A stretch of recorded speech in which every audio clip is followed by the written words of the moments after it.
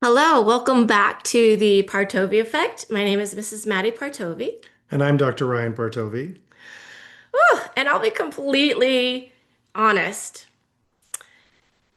This episode is about semaglutide, and I never thought that I'd be sitting here talking about semaglutide, Ozempic. It's been a mental journey for me I get questions all the time like why are you guys doing this? Why are you guys heading into the world of GLP-1s? And I have an answer for you because I cannot sit aside while conventional and Rockefeller medicine and big pharma continues to push drugs that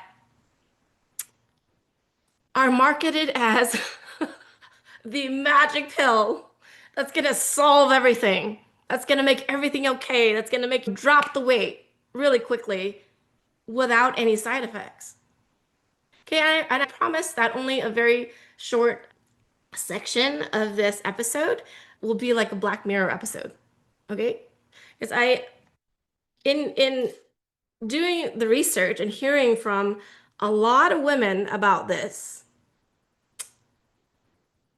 I'm so dizzy. What can I do? I drink plenty of water, so I know that's not it. I can hardly stand up or even just walk very far without fainting. Help. Anyone have bad anxiety after taking Sema? If so, how long did it last? Holy moly, I increased my dose of my Wegovy on Monday night, and today I had the worst diarrhea of my life, and I feel dehydrated.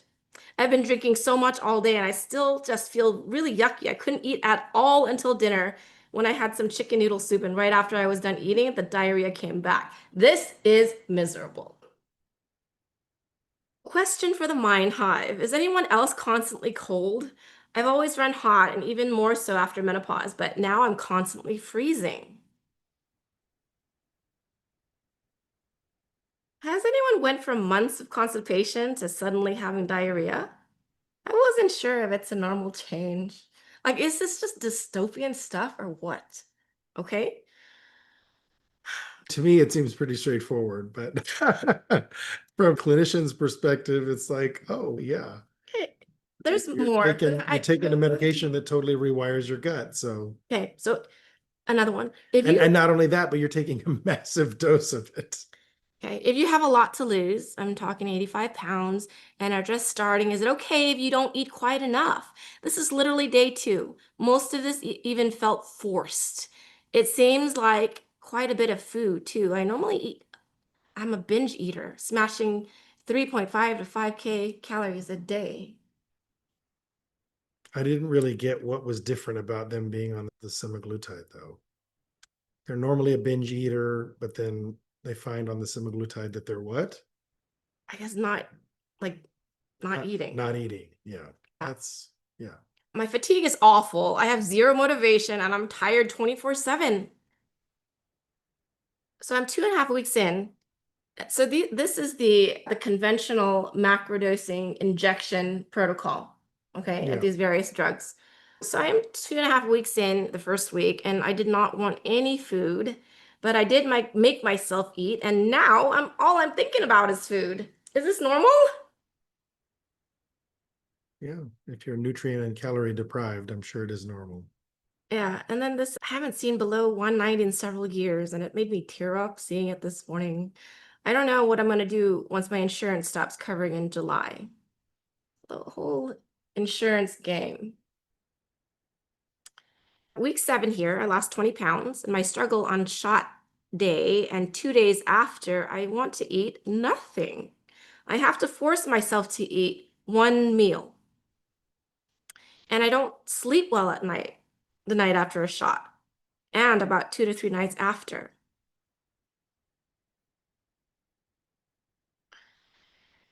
Whew. You got a lot of these, don't you? Yeah, I'm on day 4. I'm at 7 units. I'm not hungry at all. I find eating a chore and really don't want to. Really don't want to eat. Yeah. Fundamentally, what this medication does is medically induced fasting, right? Okay, here's one. Okay. Yeah, 3 months in. Why am I craving sugar again and having food noise? I see a lot of those. What's food noise? I want to eat. I want to eat. I'm so hungry. Oh my God, Okay. I'm thinking about my next meal. Maybe that's called starvation. It's called a starvation response. The people who fast, they talk about how if you fast long enough, eventually you truly start to have hunger pangs, which is like it's painful to be hungry. And that's when you know you need to break your fast. What are y'all eating in a day? I feel like some days I'm just not hungry and I struggle with migraines and already have thin hair. So I know I need to get my protein in. You think? You think? Yeah. I'm struggling to eat even 1,000 calories a day. I'm only able to get around 100 grams or so protein daily on average. Struggling to eat. How many grams of protein? 100? Depending on what their weight is, that may be okay. It's hard to say. Yeah. My point is that what people would do, what people would endure, because Sure. this has been mass marketed. I'm smiling because No, another I'm, one. I'm remembering all of like the body positivity people. I'm like, Okay. you effing liars, right? Like you effing con men and women. Like for anybody who believed the body positivity movement for half a second, right? Like, no, humans are just as concerned about looking good as ever. This just in. Well, at the cost of their fundamental health, Oh, sure. mental health, emotional health. Yeah. Yeah. Because fundamentally, what's going on, and this is, I really, just to respond to what you said at the beginning of the episode, I never wanted to do an Ozempic episode because to me, this is a treatment that's like a second or third line treatment for type 2 diabetes. Sometimes it can help reduce the amount of insulin needed for a type 1 diabetic or insulin dependent diabetic. But that's how I've always used these medications in practice, which is to say, not very often, because usually we do a combination of nutritional lifestyle changes, nutraceuticals, botanicals, and maybe metformin, maybe acarbose. But that's usually the only medications that a diabetic patient under my care might ever be on. I think I prescribed a GLP-1. Let's just put it this way. I can probably count the total number of times on one hand in 15 years of practice. So given that, I didn't think we would really need to do one because I feel like there's plenty of other episodes that people have done great episodes on. But then we had this whole microdosing phenomenon come up. And I think that's what really, and that was in many ways, I think, started by my colleague, Dr. Tina Moore. So I want to give her full faith and credit on that concept. But I would say that there's been some good debates and some good conversations. I know she had a good one with Dr. Mark Hyman and Callie Means, and I'm sure there's other ones. But Before you go on, before I go on, just a sorry. couple more. Oh, more. Okay, just a Okay. couple more. So I'm having cravings and I'm giving in to them. I can't do this. I cannot gain my weight back. But I know we're supposed to try to do the lowest dose possible. Okay, and then the last one, constipation. Help. So this sounds for me like very similar to what I went through during the COVID days, where we could not, with integrity, sit on the sidelines and not jump into the game and provide something that was effective for the people. Okay, with very minimal side effects. Yeah, I see what you're saying. It's like the idea of that where is the middle ground? I think that's what you're pointing to. Absolutely. You're like, okay, this is what conventional medicine is saying. There's plenty of people on the opposite end of the spectrum saying, oh, it's the worst thing ever. Avoid it like the plague. And just like during COVID, when people were saying, oh, you just need herbs and vitamins to treat COVID. And other people were saying, no, you need Paxlovid or you need to get the vaccine or that kind of thing. We were like in this excluded middle of ivermectin, hydroxychloroquine, calcitriol, et cetera. So So you can bet that I was leery and you were like double, triple leery for about sure. Ozempic when it first came out for this for weight loss, and then when it was handed out like candy, and it's still being handed out like candy without, you can go through online companies. I've looked at some of those websites like Glamour Peptides, just really shady stuff that people are willing to, because I don't think the people have like full informed consent about all this. They have to resort to like going into Facebook groups for support because they don't have a doctor that's guiding them through this process. They have doctors that are willing to just, oh, here, I'll prescribe you medication Yeah. and that's it. That's why now they want to call us healthcare providers because we're providing healthcare. But it's like, here's your prescription. It's more like electronic, right? But still, it's like we're here to provide you with the treatment, not to practice medicine anymore, which is to me an anathema to the way that we think and practice. But So do you get my why? Like, does that really land? Like, if I had my best friend like sitting across from me. Actually did the other day. Like, why did you guys get into this game? So that is the reason. It is a response to the irresponsible substandard care that's persisting out there. Okay, that's hurting people. yeah, no, I totally get that. We deal with that same thing on the integrative oncology front. We see that a lot of the tools of oncology get wielded almost like a giant mallet as opposed to a scalpel, which is the goal, right? You want precision. You want a robot guided scalpel. You don't want someone coming at your cancer with a giant mallet. But the thing is that a lot of the treatments end up being more like that. As chemotherapy often gets described, it's like trying to use a nuke to kill an ant.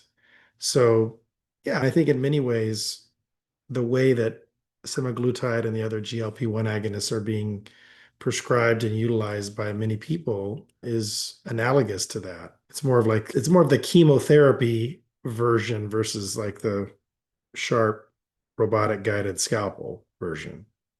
And fundamentally, what we are about, what Aspen Wellness Institute is about, is not a one size fits all approach.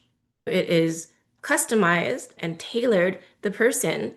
And also, I read a couple of the examples, people saying that I'm giving into cravings again. It's happening again. All the food noise is coming back. What do you think if you have not dealt fundamentally with the mental and emotional response, like your relationship, your fundamental relationship with food?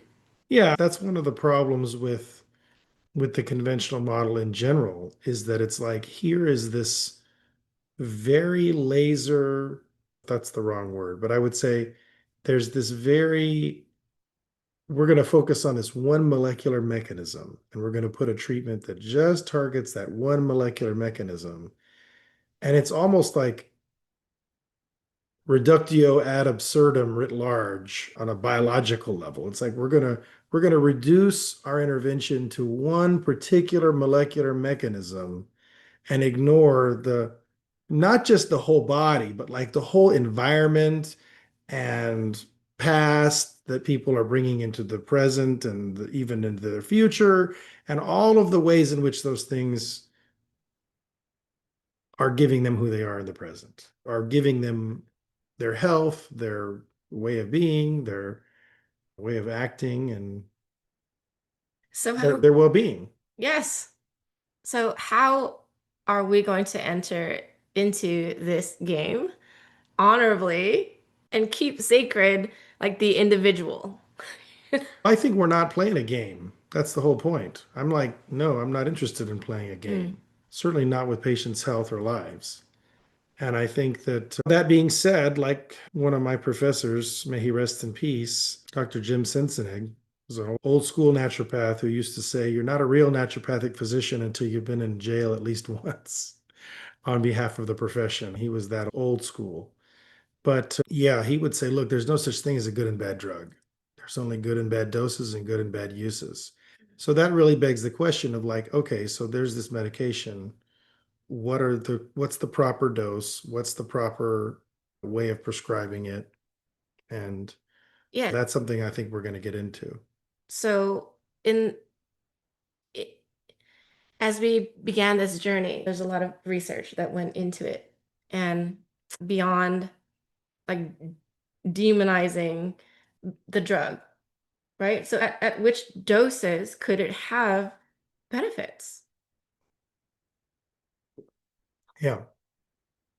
Did you want to take any of the things that you had already offered, that you already read? Did you want to take any of those one at a time and kind of go through them and address them, or did you want to just jump No, right?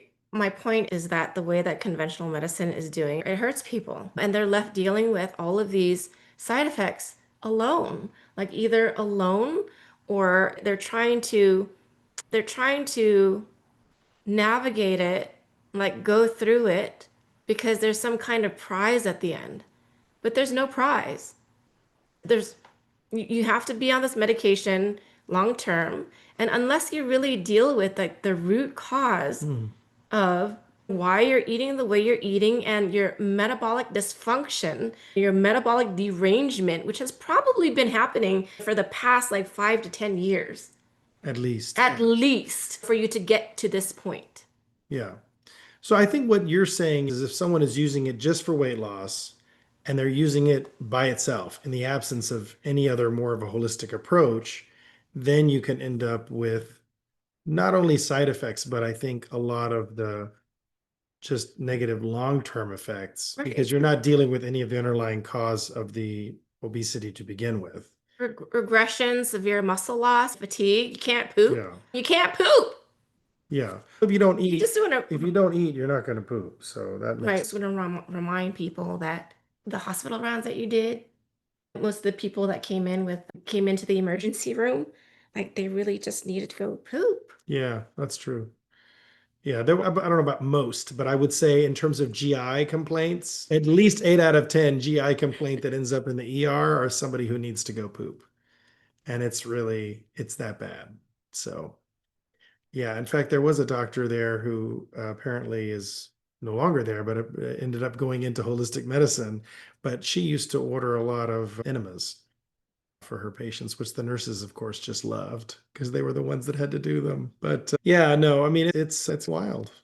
Where were we going with that before? I'm heading towards our journey, our mental, emotional, almost like spiritual journey about getting involved with this.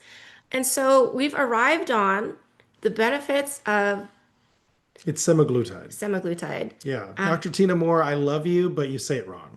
she says it both ways. Really, that's funny. Yes.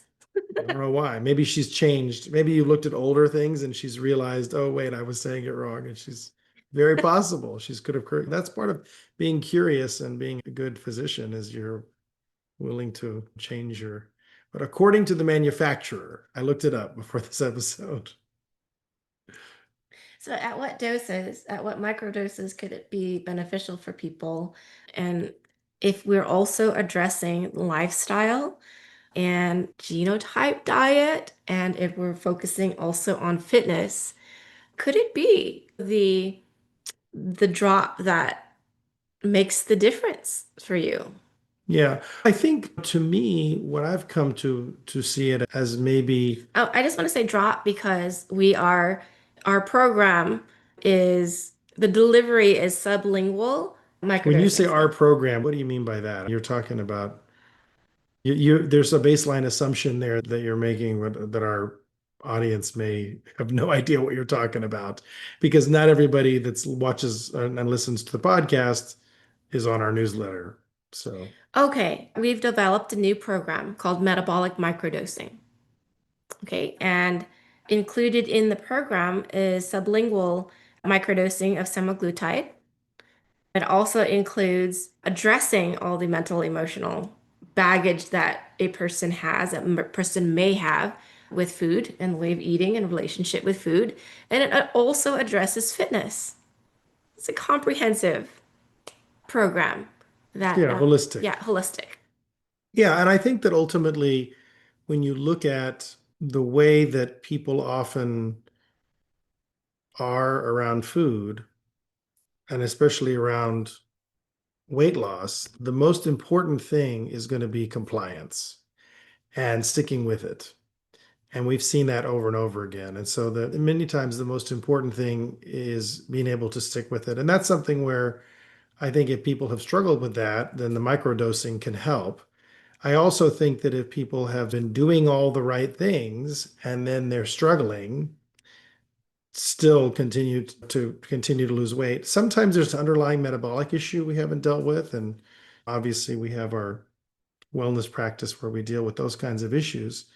I feel like a lot of times if those get addressed, then the weight does come off, but then occasionally you'll find someone where whether because I think that their metabolic set point is just not where they want their body to be. So there's like a mismatch between, and I think that sometimes happens over the course of a lifetime of yo-yo dieting, where basically the metabolic set point will just keep getting ratcheted up and ratcheted up in terms of what the body sees its ideal weight to be.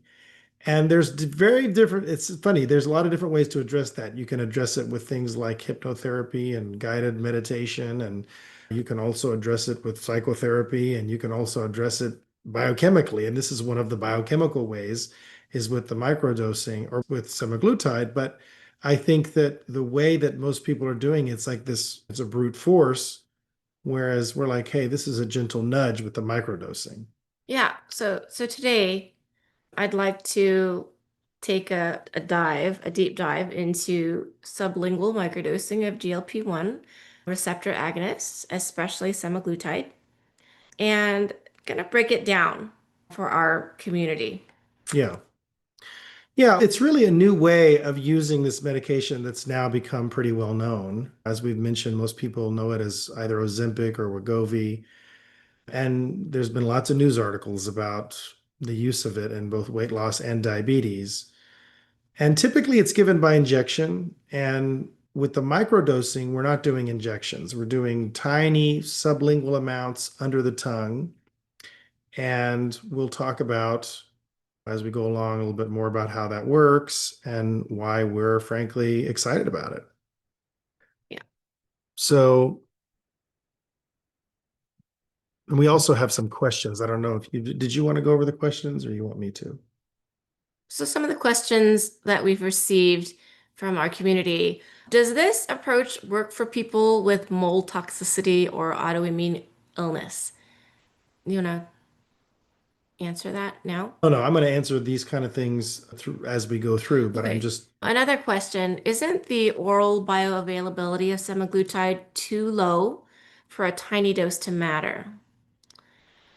Why not just use the new drug Tirzepatide, like Manjaro or Zepbound instead, and more? So we're going to address those and even some common criticisms. yeah, Okay. some things you may hear from mainstream sources and present all sides of the discussion is our goal here.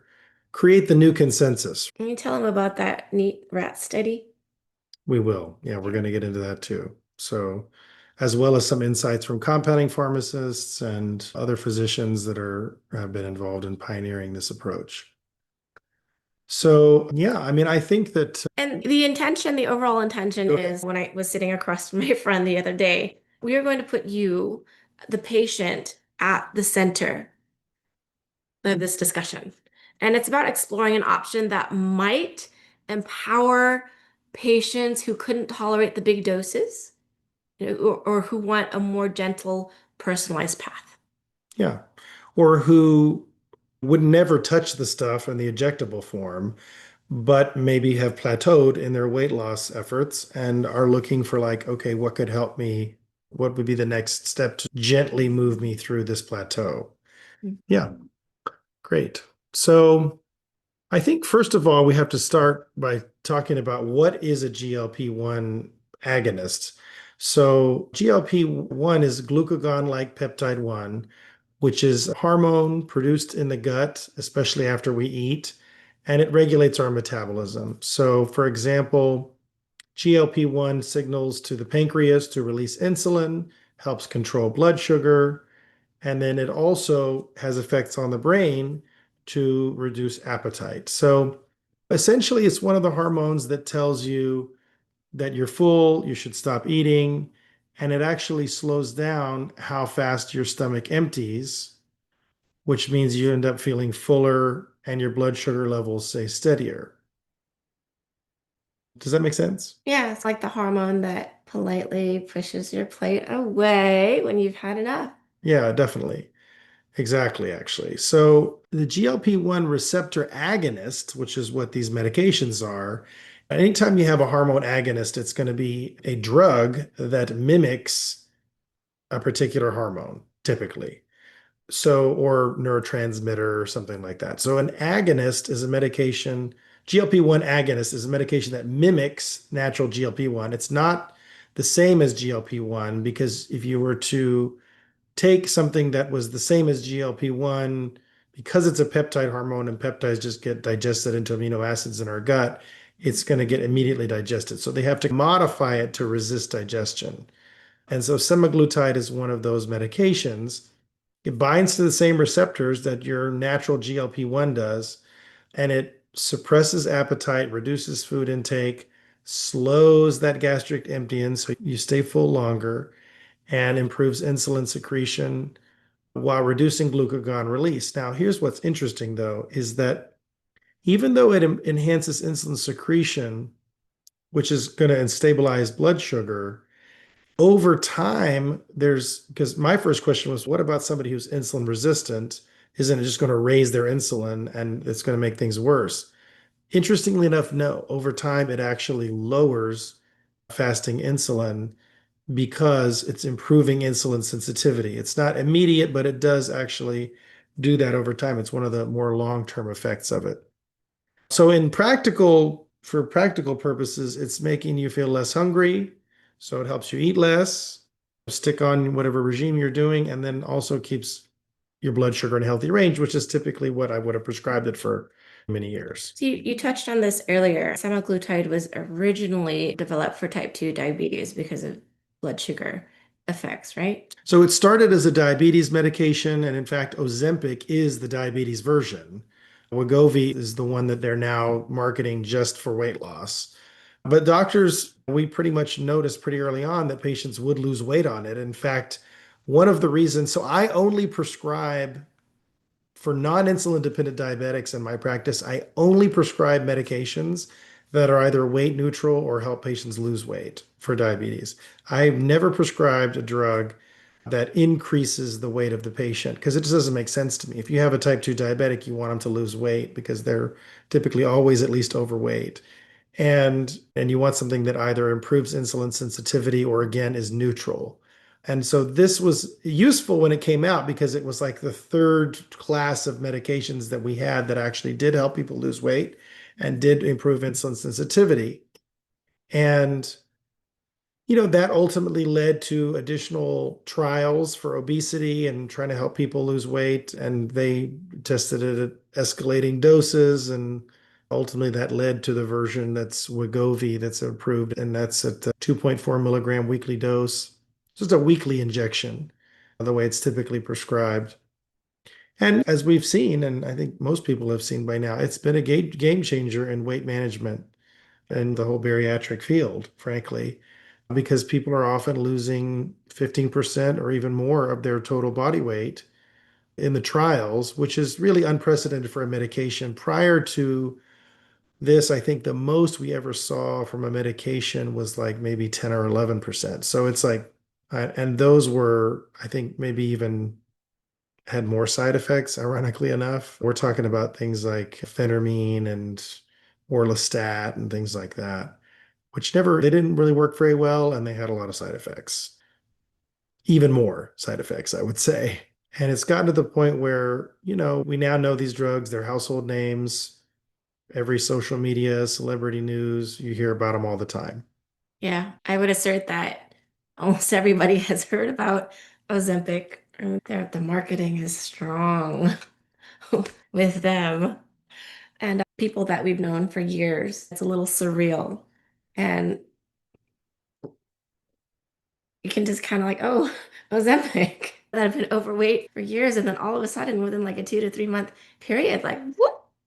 Yeah. And really unhealthy weight loss. In the medical world, healthy weight loss is like a pound and a half, or sorry, a half a pound to a pound of really ideally fat, right? But it's hard to make sure that it's only fat, except by making sure you're getting enough protein, enough amino acids, and also weightlifting are the two main ways to help make sure you're not losing too much muscle mass.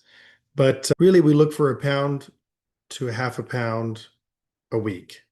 More than a pound a week is just considered way too rapid in everything I've ever heard or read or learned. And yet we're seeing 2 pounds or sometimes even more per week on some of these medications. Yeah, which means I'm seeing saggy skin. I'm seeing just a really gaunt looking face. Yeah. The saggy skin happens because of there's not enough time for the body to resorb the skin that's grown as part of the process of gaining weight over the course of decades. The body needs time to resorb that skin.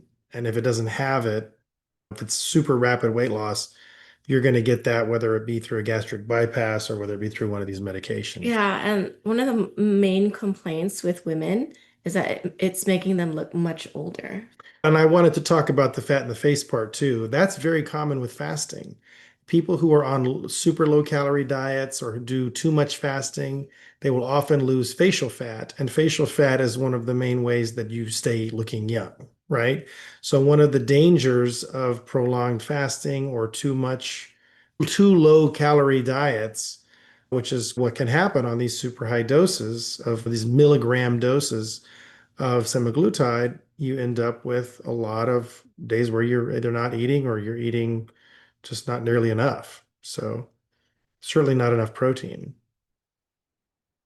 Yeah, Um, so the dose is quite high with the conventional approach and the injection, the once a week injection protocols. Could you outline what the standard dosing looks like just to have a comparison? sure. Yeah, we're looking at milligrams for the injection, micrograms for the sublingual. So literally 100 times less for the sublingual, but we'll get into that in a second. So the standard protocol for Wegovy, which is semaglutide for weight loss, is an escalation to reach this high dose of 2.4 milligrams a week. So usually they're going to start out at 0.25 milligrams a week for about a month. And that's the starter dose. And then you increase to zero point 0.5 milligrams a week, and then 1 milligram, 1.7, and then finally 2.4. So each time you increase, you stay on it for a few weeks to acclimate, but the goal is to try to ratchet you up to 2.4 as quickly as possible or as close as you can get and still tolerate it. And only reason why they do it over time is to try to reduce the nausea that a lot of people experience, if not most people experience. When we use it for diabetics, the target dose is typically maximum, historically, has been 1 milligram a week, although there's now a 2 milligram version that's come out. But essentially, we start with the weekly dose and titrate up. And yeah, that's the approach that it's the same approach, but I would say that which we with the weight loss we get to that higher dose a lot faster because that's what's often going to get this dramatic result, which is exciting to people, and I get that, but it's like often unhealthy and often Yeah, a lot of additional that's side effects. a huge range from 0.25 milligrams to 2 milligrams or more per week. Even at the starting dose, that's like 50 or 5 to 10 times higher than the microdoses that we're going to be offering. So even at the 0.25, we will be starting people off really at like 0.05. So that's like, I think what that's 50 micrograms. Or Okay. no, maybe even lower than that, actually. Between There's a lot of flexibility. between 5 to 50 Yeah. micrograms in a Yeah. microdosing regimen. That's a That's maximum. typically, yeah, typically where we're going is much, much lower. Okay, that's a massive difference in quantity. Just want to say. Okay. Yeah, we're looking at much, much higher doses. And I think that's part of the problem. It's one of the reasons why people max out. It's why you get this rapid weight loss, but then now what? Are you going to stay on it to maintain that? Is that really sustainable? Can you afford that? So there's a lot of elements to it that frankly don't work. And I think to me, the same issue we have with ivermectin. We do ivermectin for cancer. And I had a patient that just totally ignored what I told him to do and ratcheted up his ivermectin to like 120 milligrams a day. And now he can't take ivermectin. He can take like 12 milligrams, but he overshot the therapeutic window, saturated his tissues, and now he can't take it. So I think the same thing happens with these medications, where it's basically like your body develops a tolerance to such a high dose. And then you either have to stay on that high dose or you have to maintain the weight loss or you start gaining weight again, Okay, you so know? the moral of that story is like, don't do, so many people are doing this on their own, unsupervised, no guidance with somebody that cares. But I think that the other thing I would say, the other piece that's so important is to do the minimum effective dose. And the effective dose is the dose at which you are losing weight, and not to increase the dose unless you stop losing weight. And then to then again use the minimum effective dose. And I think that principle is being lost in the conversation of like, oh, let's ramp everybody up. And it's a one size fits all typical approach. It just reminds me of the whole conversation that we've had about vaccination, where it's like if you had truly smart vaccination, you'd be looking at everybody's genetic susceptibilities, you're looking at their mitochondrial DNA, you'd be looking at have they had the disease before? Do we even need to vaccinate them? Maybe they already have robust immunity. Are they actually at risk from anything from getting this disease? You'd look at it holistically and then you'd maybe give them one dose of one vaccine and then see what their reaction to it was and go from there. Instead, it's like we have a schedule, everybody's got to stick to the schedule. If you're not on the schedule, you're an anti-vaxxer. It's like, not necessarily like that's your framing and it's all in the framing. But I think but that idea of like just let's ramp it up, it's just very typical and everybody on the same thing. It's like as if we don't have biochemical individuality, as if we don't have people that essentially, one person that may need 1/100th of the dose of someone else. And that isn't to say that people don't get some benefits. I did want to mention one thing that I forgot to mention earlier about what kind of benefits are people getting? Yeah, they're getting the rapid weight loss. We do know that actually getting that rapid weight loss has positive effects on long-term cardiovascular disease risk, on even some cancer risk. Losing the fat is a good thing for your long-term health. I'm not disputing that. I don't think you would either. No. It's really for us about what else are you losing along the way? Are you also losing bone and muscle and But hey, here's what I have to say about that. So there are women were posting pictures of what they were eating or trying to eat. And there was a plate of Jello, processed them, Jello, and then processed meats. yeah, And there were a lot of pictures like that. yeah. It's very sad. So, but yeah, getting back to the microdosing is basically, you want to think micrograms versus milligrams. And yeah, it's just really, And it's there's really like two main elements to this that I think we're responding to. And I just want to maybe emphasize this again and we'll probably keep emphasizing it. But it's like the one size fits all megadosing obviously doesn't work. And all you have to do is shoot yourself up with this drug and then just keep doing everything else the way you've been doing it, and you'll be skinny and healthy forever is obvious gaslighting, right? yeah. Without changing any of your other habits, without addressing any other things holistically, it's like, no, the moment you stop that drug, you're going to regain all the weight. And if you stay on it at that high dose for a long period of time, there will be other negative consequences that you haven't considered, because just like everything in biology, there's always trade-offs, right? So What do you think is missing, especially with the, call it the looking good industry, and how women that they're willing to go through these intense side effects, this nausea and vomiting and upset stomach and not being able to have regular bowel movements. I'm like, what is missing that we could put in, like the presence of which would make the difference for people to say, wait a minute, hey, industry, wait a minute. Is this really something is there something else that's available to me? and that's the answer, right? There's got to be another option. There's got to be another way.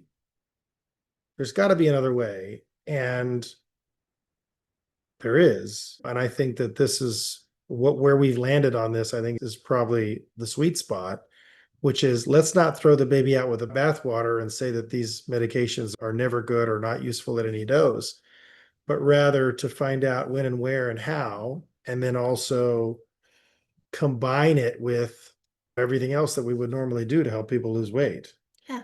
So I think that, but having that as a clear alternative, I think is what's missing. You asked what was missing. I think that is what we're doing with this program. So, and you mentioned a lot of really the gnarly side effects. It's true that the GLP-1s, most common side effects are gastrointestinal. So the nausea, vomiting, diarrhea, constipation, heartburn. And that's because most of these receptors are in the gut and the brain. And so when you ratchet that dose up really high, your digestion is going to slow down a lot. And the brain is going to basically say, oh, I'm not interested in food right now. And that can often result in that queasiness, that nausea feeling. And for a lot of people, the side effects seem to be manageable and worth the benefit. I will say that there are people who do well on these mega doses, and maybe they needed them, maybe they didn't. But I would say that just like with the vaccine, there were people who took it and seemed to at least not have any immediate negative effects. Now we now know from looking at spikeopathy and looking at anti-spike antibody titers that we see that, oh, wait, there were some negative effects there that maybe they weren't present to immediately because they survived it and they didn't have like an immediate horrible reaction, but maybe now they have vascular disease or they have cancer or they have something else that's. Yeah, I'm almost banking on the fact that we're going to see a rebound effect because these drugs have not been around for this long or being used in this manner for that long. Yeah. And So it's that's, all a huge experiment that people yes. are willing to put in their bodies. Yeah. And at the same time, I would say, that being said, there is an unmet need out there. I get that. There are people that absolutely want to and need to lose weight and have struggled with it and feel frustrated by it and don't know what to do. And we are here for that unmet need. Yeah, of course. But that's where I think I don't want to step over that. I want to acknowledge it and at the same time make it clear that the option that's being provided by the conventional medical establishment is if your insurance covers it, I guess it's not unreasonable to, but even then, I would say, why ratchet up the dose if you're losing weight? Just stay where you are. If you're losing, the minimum effective dose should be the approach, but it's because this one size fits all, that's what the study showed. Why do you think the study was designed that way? Because they want to sell more medication because it costs And more boy, are they to buy selling. more. Boy, are they selling It it. just seems so absurd to me. But yeah, a lot of times my preference is to try to use a medication that's been around for 35 plus years because we know everything about a medication, or as much as we can. In the naturopathic world, we're using a lot of like basic dietary interventions, botanicals that have literally been around for thousands of years. The effects are very well known.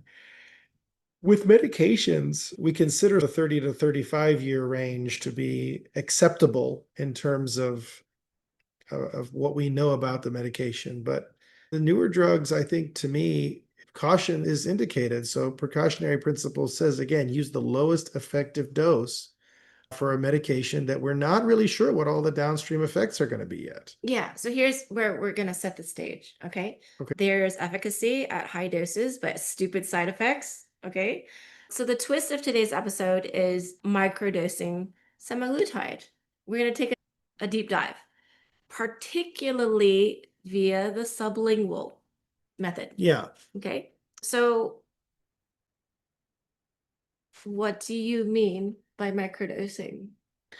As we've hinted at, microdosing means using the significantly smaller doses than the standard protocol. And the goal is to really harness the same benefits of the drug while really focusing on minimizing the side effects and the trade-offs, if you will.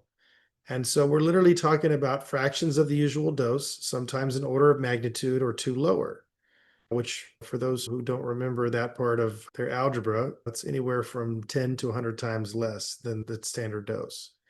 So instead of 0.5 to 2 milligrams per week, a microdoser might use tens of micrograms in throughout that week. And so, as one of my colleagues describes it, it's a significantly lower dose than what's prescribed, fractions of the standard dose. Okay. It's like using a whisper instead of a shout. Yeah, it's a nudge versus a mallet over the head. And I think the goal here really is to see if we can get some clinically meaningful effects from that whisper of semaglutide. And that's really what my colleagues and I have been seeing is you get the better appetite control, improved metabolic markers, anti-inflammatory effects without that shout of the side effects that often comes with full doses. So microdosing obviously is off-label. Our old friend, the old off-label repurposed. So this is not obviously an FDA-approved regimen. It is an FDA-approved drug. So this is it's a newer experimental, investigational, if you will, a strategy. And of course, the manufacturer, of course, does not endorse microdosing. And that's because, and they'll say, oh, it's because we don't have large studies proving its efficacy. But the reports are, and we've certainly started to see that those of us who are exploring this kind of approach, I would say the more forward-thinking clinicians and patients, often because they've run out of options or because they're just curious to try it, are starting to see some clinically meaningful benefits. And I think that makes a lot of sense. Yeah, I think this is in the realm of the clinicians and the practitioners who are forward thinking. And if there's anybody that I know who is forward thinking and patient centered, it's so that. Thank you.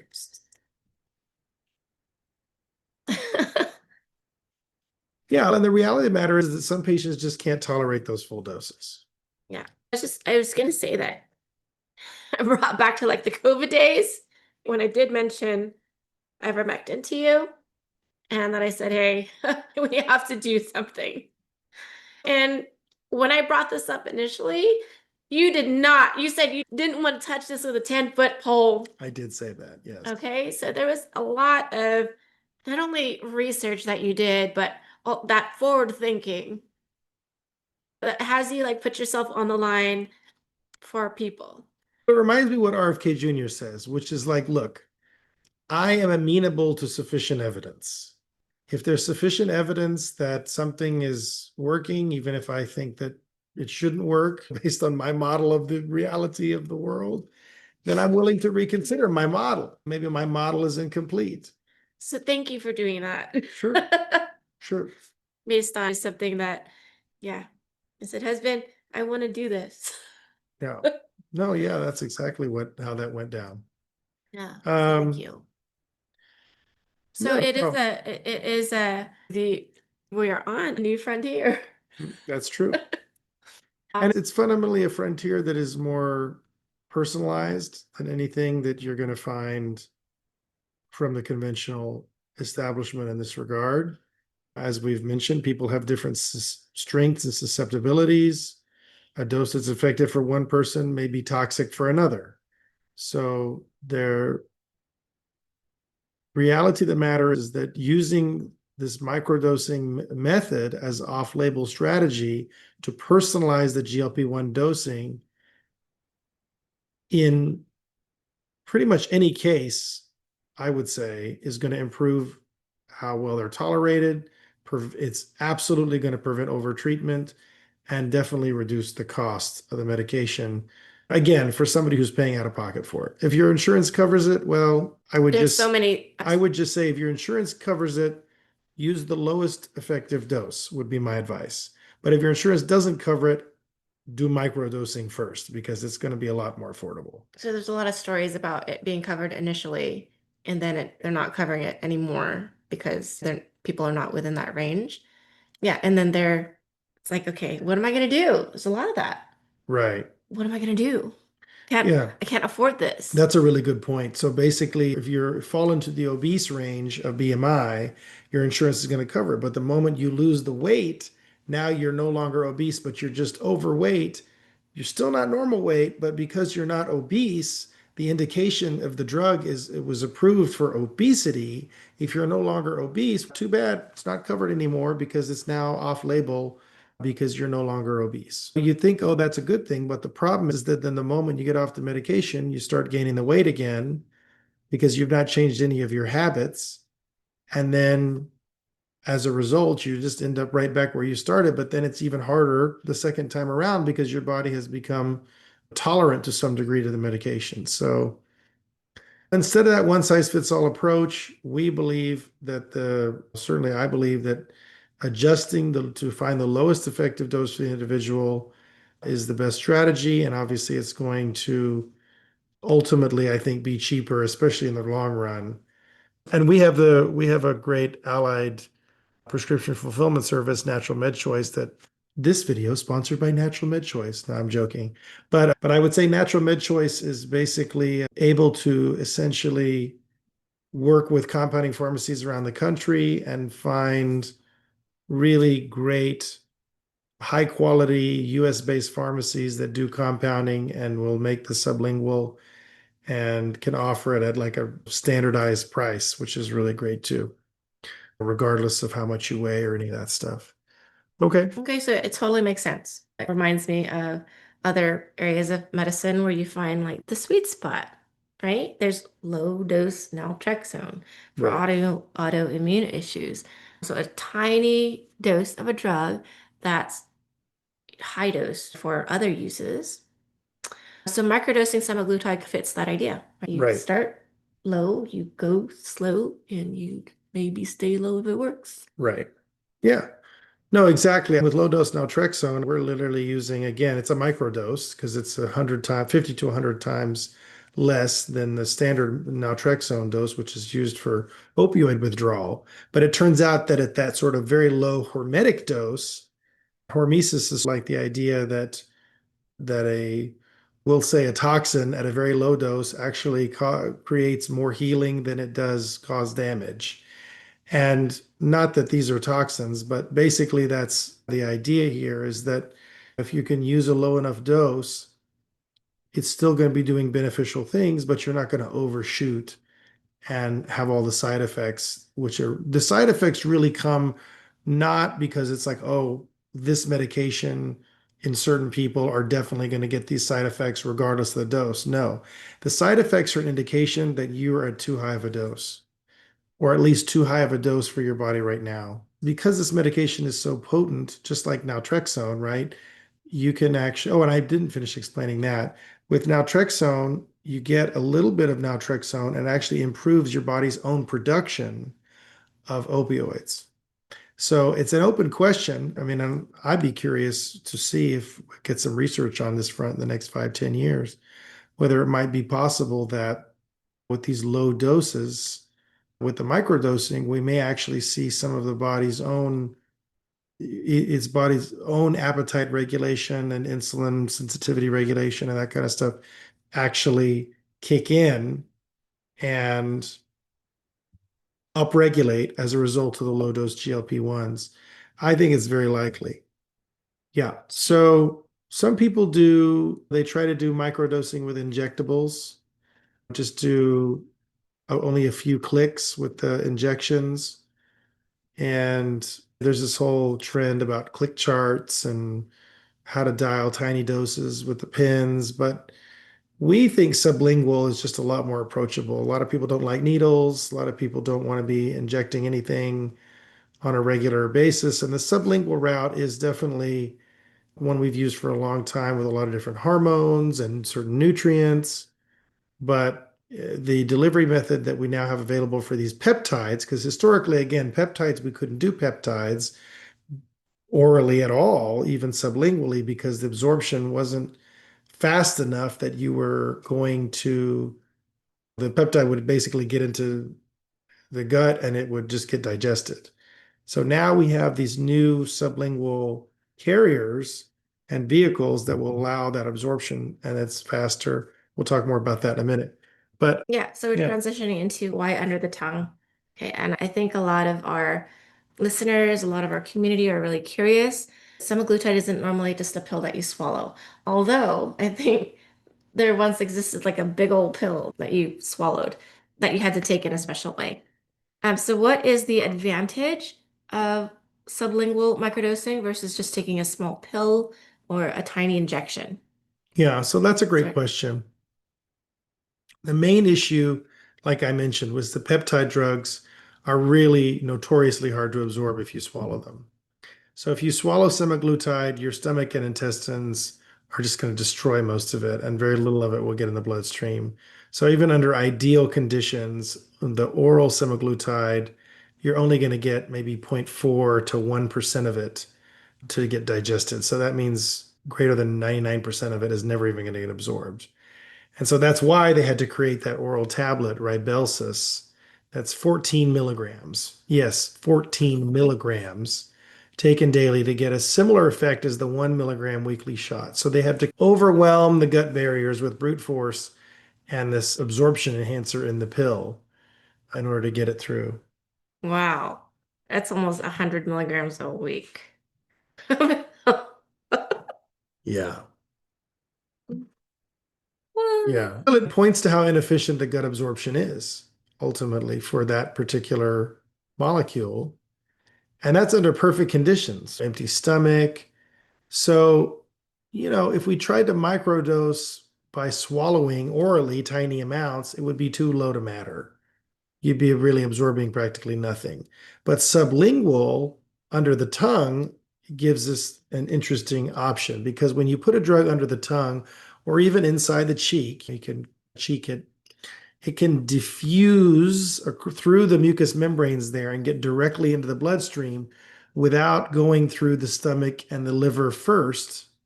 So we say it bypasses both the digestive destructive process as well as what's called first pass metabolism, which is when it goes first through the liver once and a lot of it gets inactivated. So by doing this sublingual, you get a much smaller amount of the drug, but it can have a much more powerful effect because it's reaching through the circulation intact.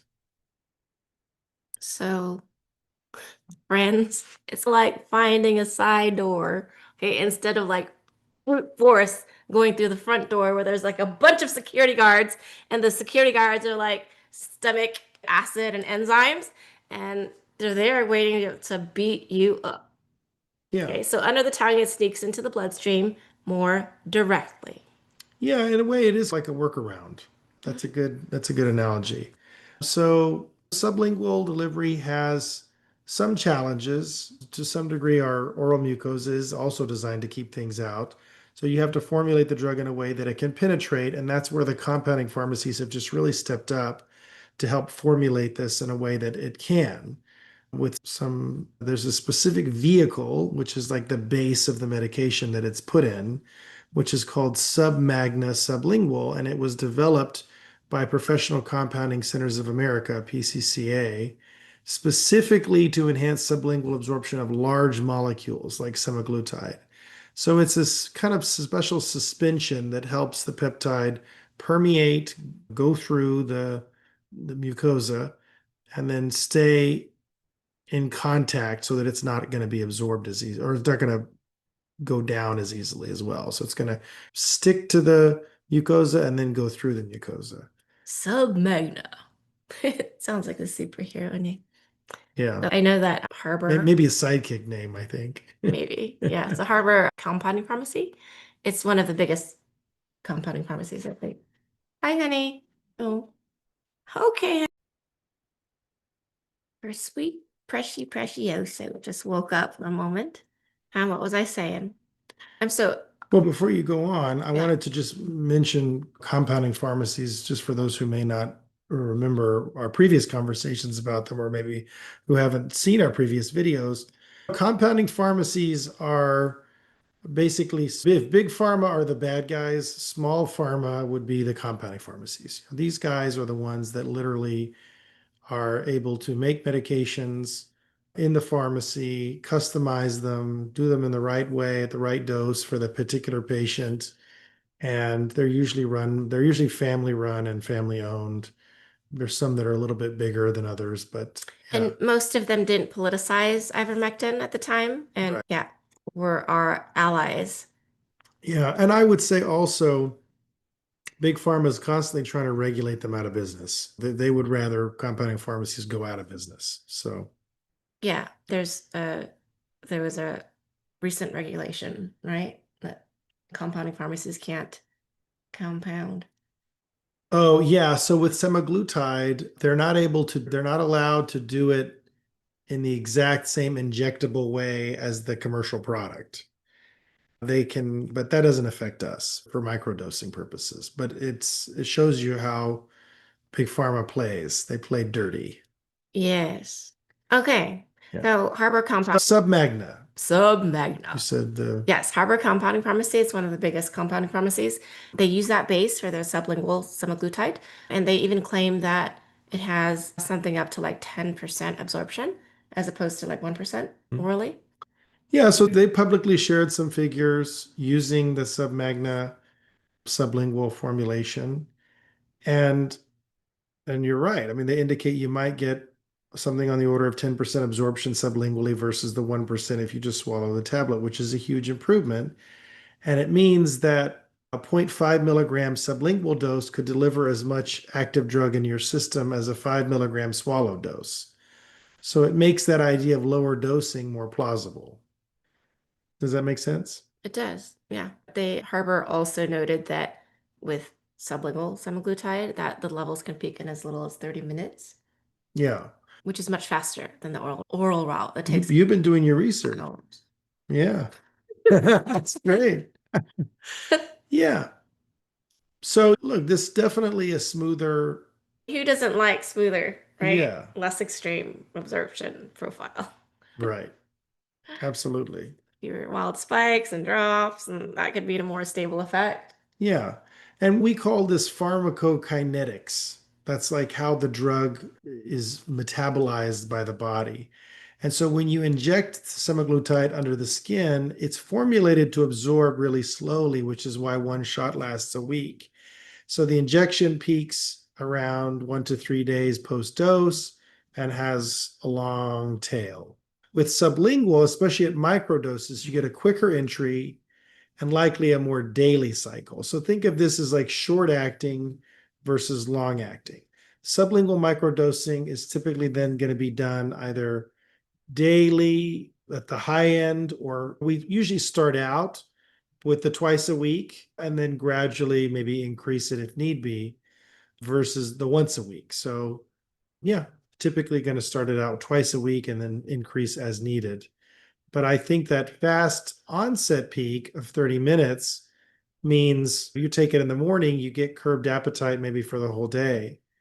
And most patients prefer doing it in the morning for that reason, Yeah.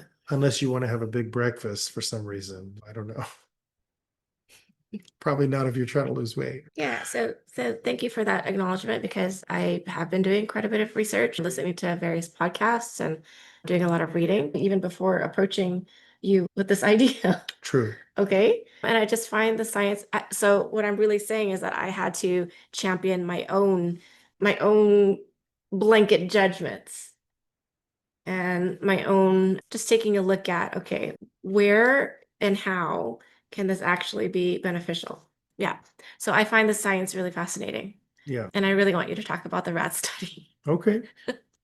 PCCA did conduct a study in rats as like a proof of concept. They gave the semaglutide to rats in 3 different ways. They did sublingually using submagnabase, orally, like a crushed tablet, and then by injection. And they found that the semaglutide was detected in the rat's bloodstream as early as 2 minutes after the sublingual dose, which means that there was rapid absorption. They also found that the total exposure, area under the curve, which means how much drug got in total, was with the sublingual was significantly higher than the oral tablet at the same dose, which implies that there's greater bioavailability. And they also found that there was less variability between the different subjects, in this case rats, with the sublingual versus the oral. So sublingual is very consistent across different animals, different humans, I think, as well. So in this study, they were looking at the rats and they found that oral absorption varied tremendously. And some got a lot, some got almost nothing. So long story short, the rat study really validated that the submagna vehicle enables the semaglutide to get into the circulation via the tongue and mouth area, that sublingual area. That's awesome. I know it's just rats, but it's a good signal that it works biologically. Yeah. And that their conclusion was that sublingual under the tongue semaglutide has improved bioavailability versus like Right. the oral tablet and without the gut loss. Yeah. And just to be clear, when we say bioavailability, we mean absorption, assimilation. It's basically getting through, it's getting through the gut, into the bloodstream, getting from the bloodstream to the cell, the tissues in the individual cells, and is able to then do what it needs to do at the cellular level. That's what we mean when we say that. I want to make sure that everyone's clear on that. So this was not necessarily a dose finding study for humans. So we can't exactly say that X micrograms in rats equals Y in humans, but it did make it clear that it's a doable way of approaching the dosing, and it gives us a guesstimate. And that's part of why, because it is a guesstimate and we're well aware that it's a guesstimate, we start on the lower end. We start with twice a week versus every day. We start with 5 to 50, depending on the person, usually around 5 micrograms a day. Yeah. So, So I do want to mention that there is a little bit of technique for under the tongue. It's not something you just drop and swallow immediately. It, you know what? I need to clarify what I just said okay. because it was confusing. Okay. It's 50 micrograms with the expected delivery of 5 micrograms. That's typically the starting dose. I realized that was confusing. I was like, yeah, I need to actually clarify that. Go ahead. Okay, tongue technique. Yeah. You ideally you drop it and then you hold it for 5 to 15 minutes if possible. Definitely no less than 30 seconds. And the longer you keep the solution in your mouth like that, it's the membranes are bathing in it and the more the drug can absorb. Yeah. Okay? So they even gave tips like do it on an empty stomach to reduce saliva and swallowing. Avoid eating, drinking for 15 to 30 minutes after, and then maybe hold it while you're reading or watching TV to pass the time. Yeah, or listen to a podcast. Yes, the Partovi effect. Yeah, I would say maybe a good compromise would be 2 minutes. I think 5 to 15 is a lot, but I think, and I'm sure you will get more of a benefit at 5 to 15 at a lower dose. Excuse me, but I think most people can probably hold something in their mouth for 2 minutes, and after that, it's increasingly difficult. So don't think you have to do 5 to 15 in order to get a benefit. That being said, if you just squirt it in your mouth and immediately swallow it like a drink, you're turning it into an oral dose, and we know that doesn't really absorb very well. So technique is important. And certainly in our practice, we coach patients how to take the drops, finding a consistent time, usually morning, avoiding eating around that time. Hold it as long as you comfortably can, at least a couple minutes. And it's really not as bad as it sounds. Most patients do fine. Some even say that they make it part of their morning ritual. They drop it in and then listen to a short podcast or meditate for 5 minutes. And I think, I'm pro that. yeah, Medication and a mindful moment with yourself. No needles. I'm a needle phobe. yeah, Yeah, I had some trauma around that in the hospital when I broke my leg. Yeah. yeah, So I know that some folks who shy away from Ozempic because they hate needles or they get injection site reactions. So sublingual totally sidesteps that. yeah, absolutely. So we've had patients that specifically reach out to us because they're looking for an alternative to injections. And then, of course, obviously, we're glad to be able to prescribe or provide them with the sublingual. Yeah, so it's really heartening because we're running a pilot for the metabolic microdosing program.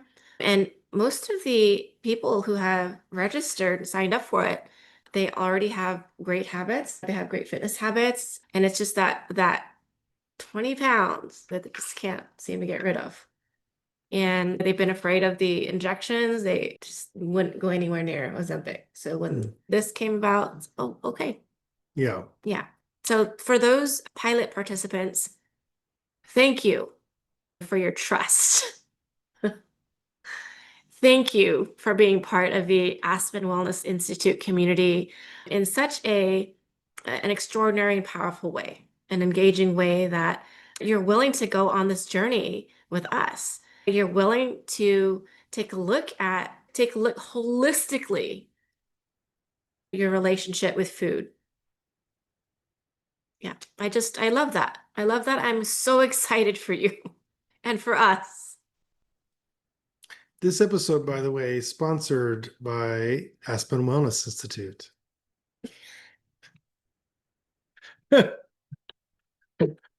That one's actually true.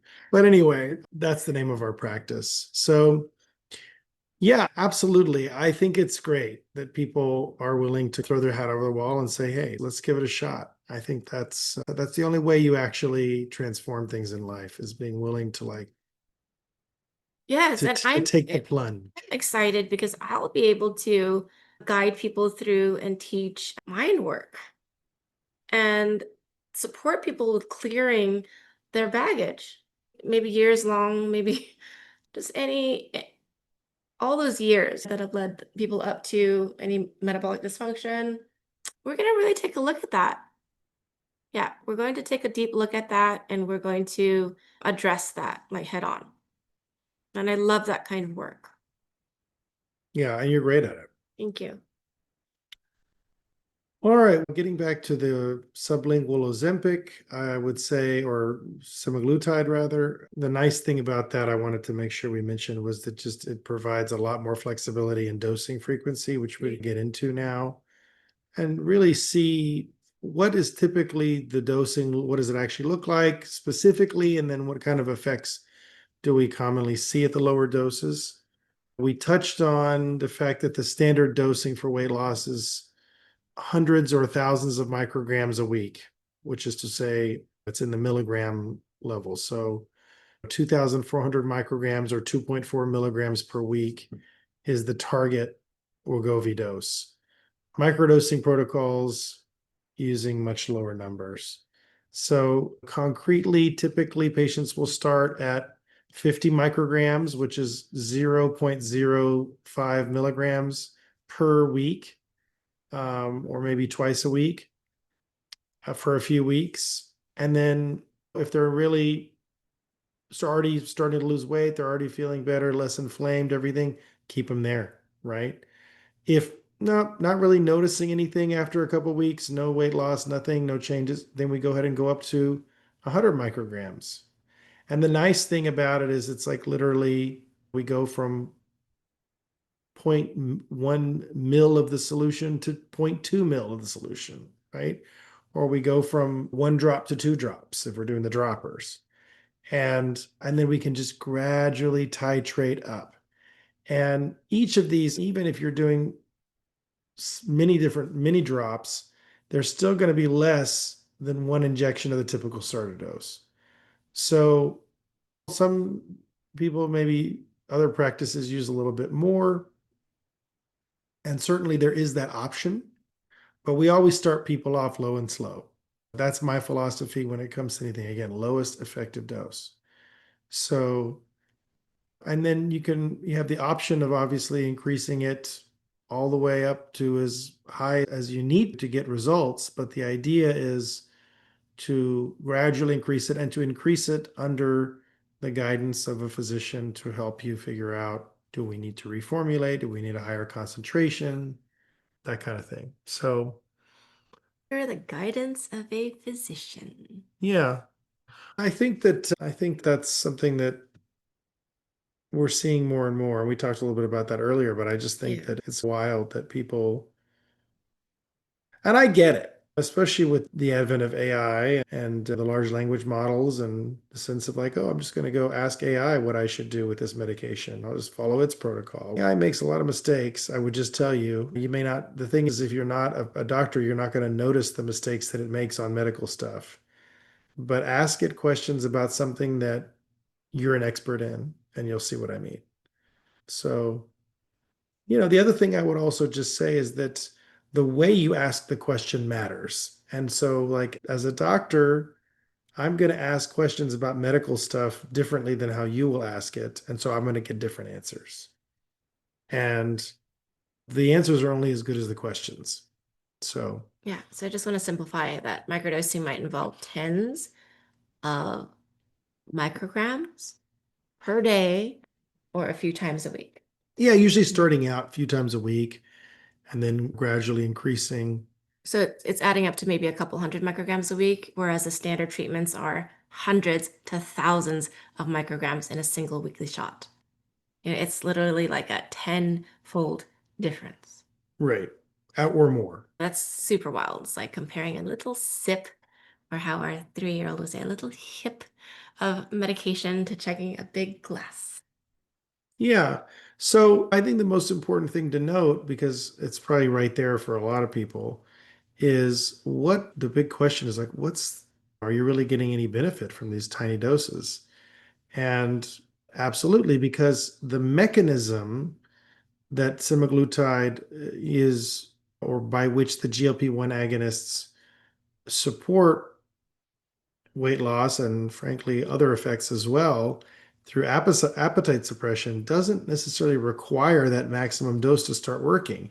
Even if your appetite is, let's say your typical appetite is 100, even if you're going from 100 to 90 or 100 to 85 or even 100 to 95, you're dialing it down. Very likely you're either going to, if you've been gaining weight, you'll stop gaining weight. If you've been holding steady, you'll start losing weight even if you have a small reduction in your appetite.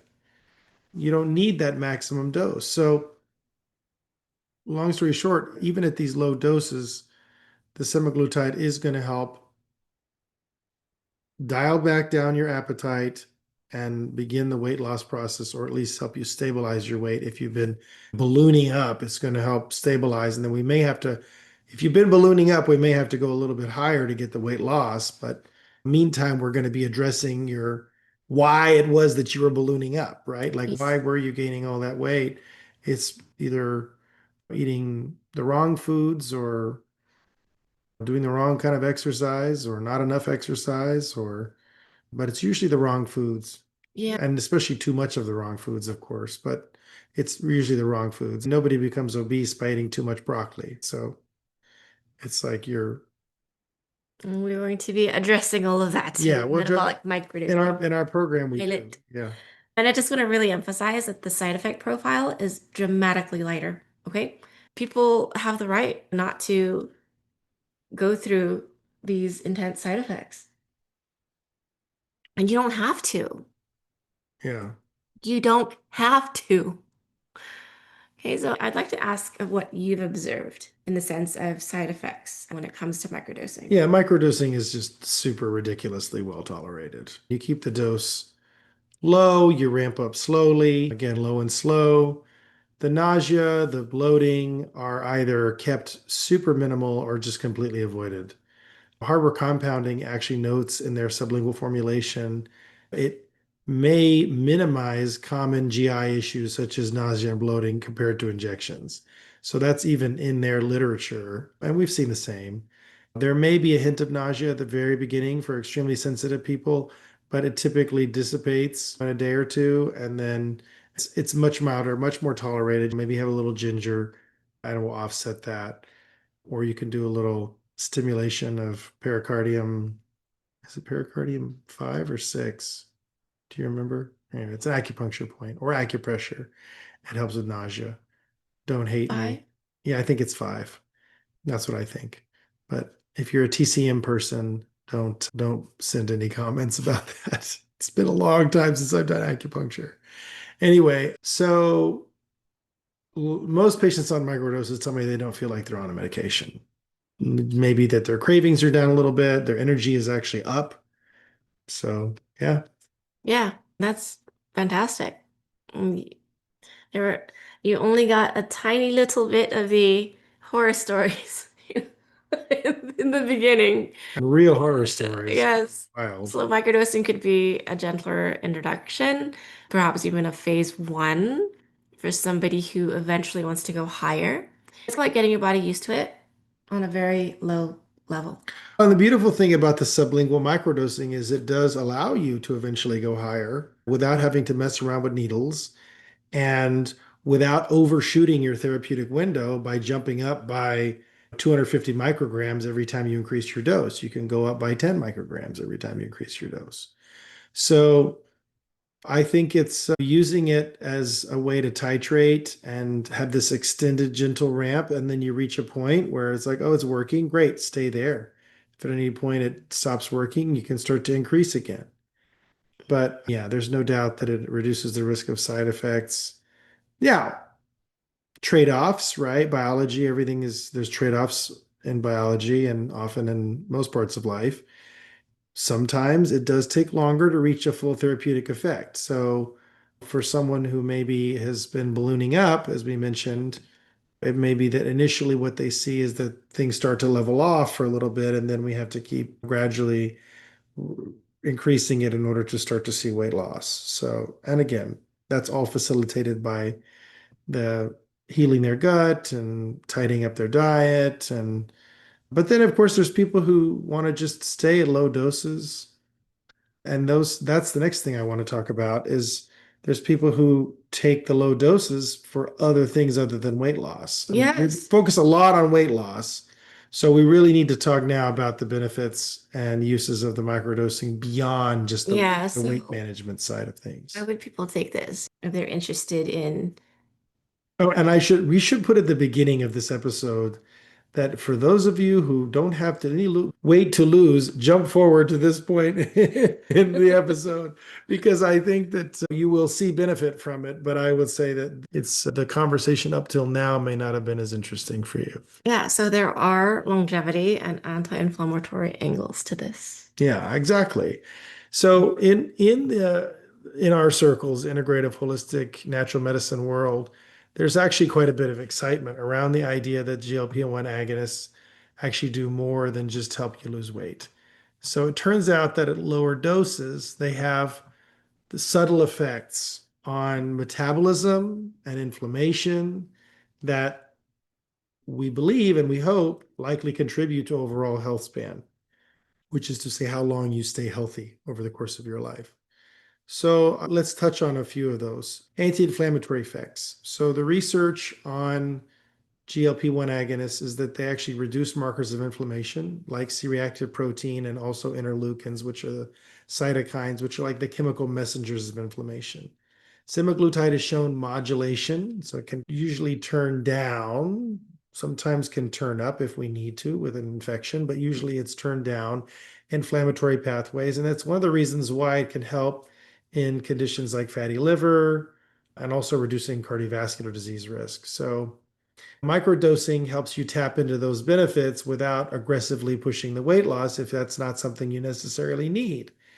So, using those microdoses for inflammation often will help patients with autoimmune diseases, chronic pain, who don't necessarily want to exacerbate their whole health picture with some of the side effects from these higher doses. But they're like, hey, I'd like to get some anti-inflammatory benefit, but like not have to deal with all the nausea and constipation, everything else. That's just going to make everything worse. So we've definitely seen some reports of improvements in joint pain, reductions in it, and also other autoimmune symptoms in people using low dose semaglutide.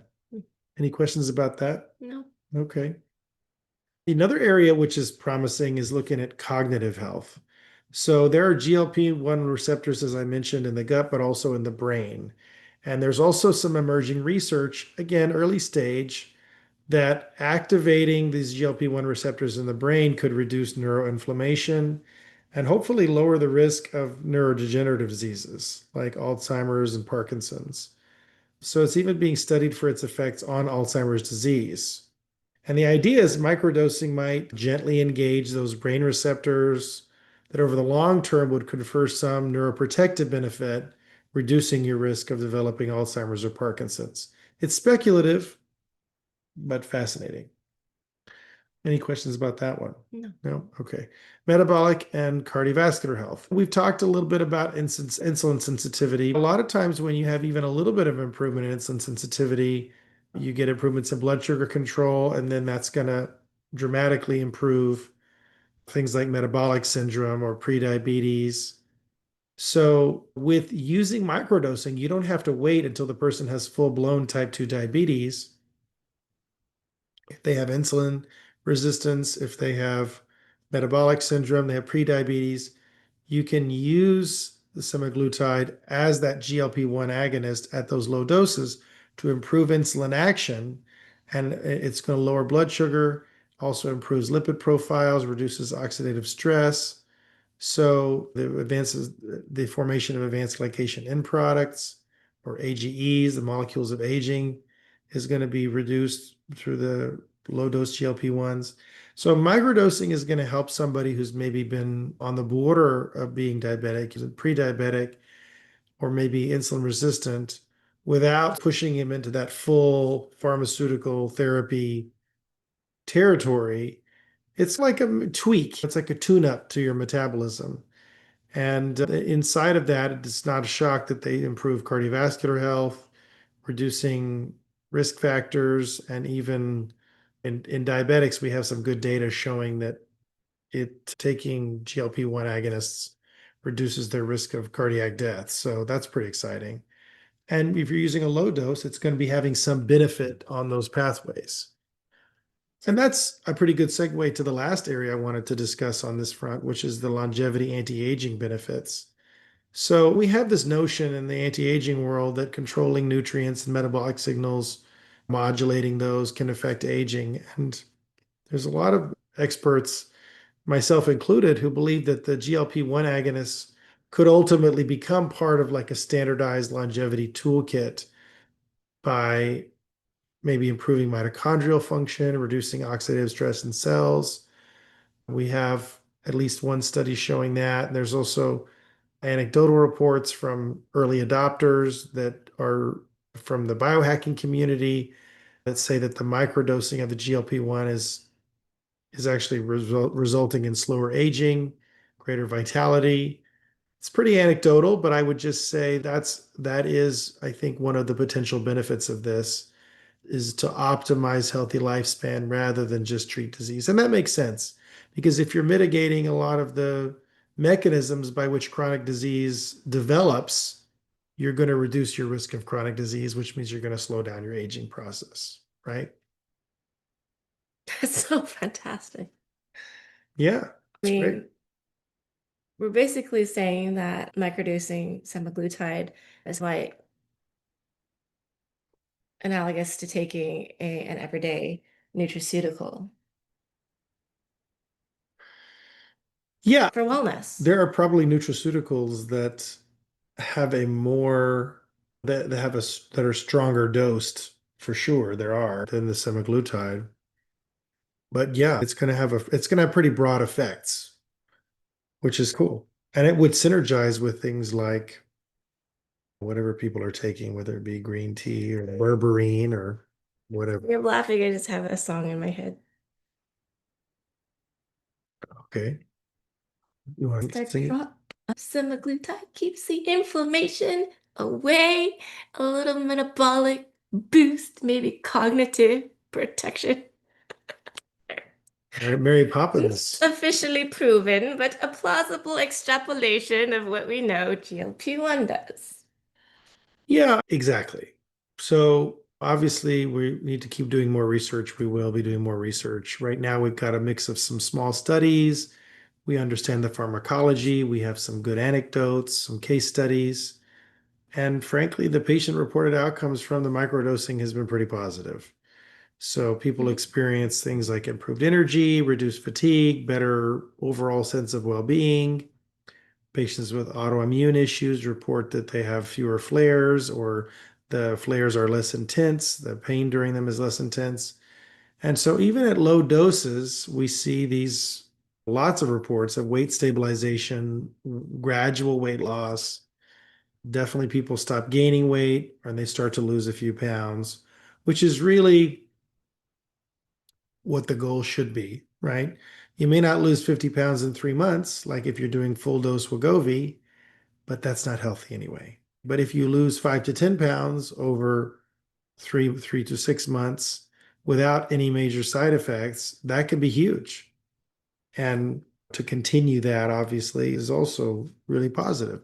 And frankly, the more weight you have to lose, the more this is going to be beneficial to you, I would say. Although, that being said, I would say it makes the whole program more important. I think that the people who only have a little bit of weight to lose, they're going to see it'll be a faster response and it'll be probably at a lower dose. But if you have more weight to lose, then the long-term potential is really great for using a approach like this that empowers mind, body, spirit, holistic approach, plus the semaglutide to really synergize the process. Great. Yeah, and I also imagine that this would be appealing to potential patients with complex chronic illnesses. Like there was somebody in our community that asked, would this work for somebody with mold illness and autoimmune illness? Excuse You me. touched on autoimmune a bit, but what about mold toxicity people? Yeah. So good question. In the case of any kind of chronic inflammatory illness, whether it's triggered by mold exposure, Lyme, chronic Lyme, where people have a deranged metabolism and there's lots of systemic inflammation, it makes sense that as an adjunct or part of the overall treatment, that using some GLP-1 agonist low dose off label is something that is going to lower inflammation and improve mitochondrial function and metabolic balance more generally, which is going to also help them heal. So, and also if they've gained weight or if they're very inactive, just helping to reduce appetite a little bit with the GLP-1s at a microdose and is going to give them that kind of mild appetite reduction and metabolic boost to stop the weight gain and begin the recovery process. So, because oftentimes patients that are mold susceptible or have biotoxin illness tend to be like canaries in the coal mine, myself included, very sensitive. Microdosing is really, I would argue, the only way that those patients should even consider a GLP-1 agonist because the standard dose would probably just wipe them out with side effects. Yeah, In fact, I would people say, dealing with mold toxicity can barely tolerate medications well. yeah, oftentimes. And I would just say that if you've tried semaglutide and it did knock you on your butt, then you might be mold susceptible or you might be biotoxin susceptible and not realize it. Wouldn't you want to Um, know that? yeah, that's something we look at in our wellness practice. But I think in the meantime, we've absolutely seen that some people with biotoxin illness, chronic inflammatory response syndrome, do respond well to microdose semaglutide, reporting less brain fog, more energy.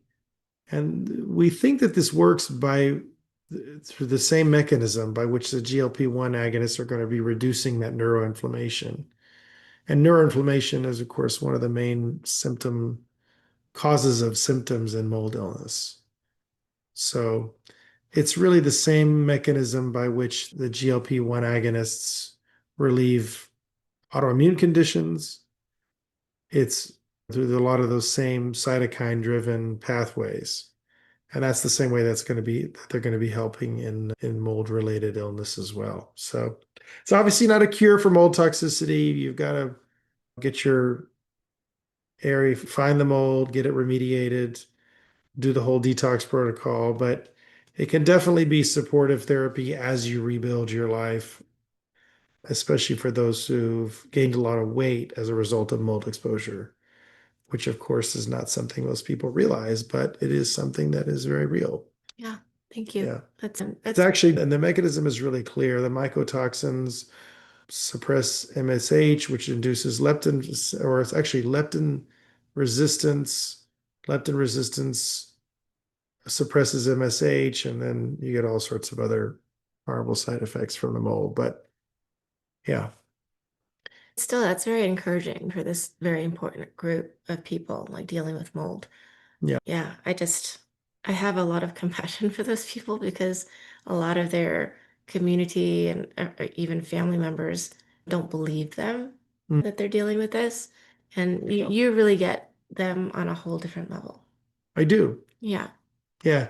You remember that patient that we had? We obviously can't say any names, but she gave our son a bomber jacket Yeah, yeah, yeah. when he was little.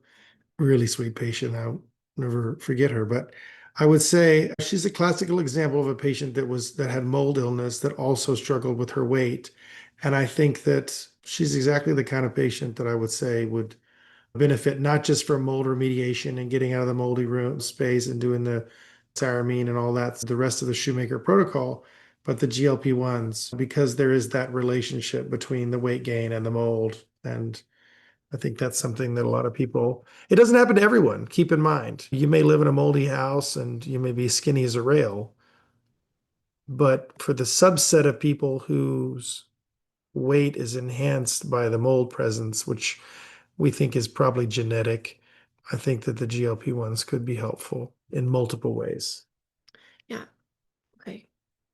Moving on, you mentioned earlier that if somebody's primary goal is to lose a lot of weight, like substantial weight, is this the right approach? Because it may not produce dramatic weight loss like the standard dosing does.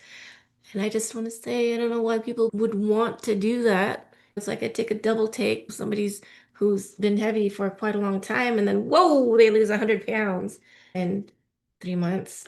Yeah, look, I'm not here to make anybody wrong. I would just say that, excuse me, to be fair, microdosing will definitely lead in most people to much slower and less pronounced weight loss starting out by itself, right? If all you're doing is microdosing semaglutide. Now, if you combine it with a gut cleanse, some dietary change, a new exercise program, I think you're going to see a much different result. But by itself, you're going to see slower, less pronounced weight loss than with the full dose protocols. I'm not disputing that. And look, if you have somebody who's morbidly obese and it's like, oh, I'm either need to do this or get some surgery, you can use the traditional regimen if you can tolerate it, or maybe even use tirzepatide. But look, I would always typically actually recommend people do semaglutide first, and then if they plateau on semaglutide, then try tirzepatide. So for tirzepatide, I don't want to talk too much about it, but I will just say it works on multiple different hormones, not just GLP-1. It also works on glucagon and I think maybe one other one. But look, not everyone needs, and but it also has more side effects, right? Because And obviously trade-offs, right? yeah, and without addressing it holistically, like you're going to have a regression. Well, not only that, I would say this, you're either going to have to stay on it for the rest of your life or you're going to have a regression. Yeah. But not everyone wants or needs or should have rapid, dramatic weight loss. If you don't want saggy skin and you don't want, frankly, bone loss and muscle loss, because that's part of what you're losing if it's that fast, then I think it makes sense to stick with half a pound a week to a pound a week, steady weight loss, which, I mean, with the high dose Wegovy, you see some patients see even 4 to 5 pounds a week, which is insane.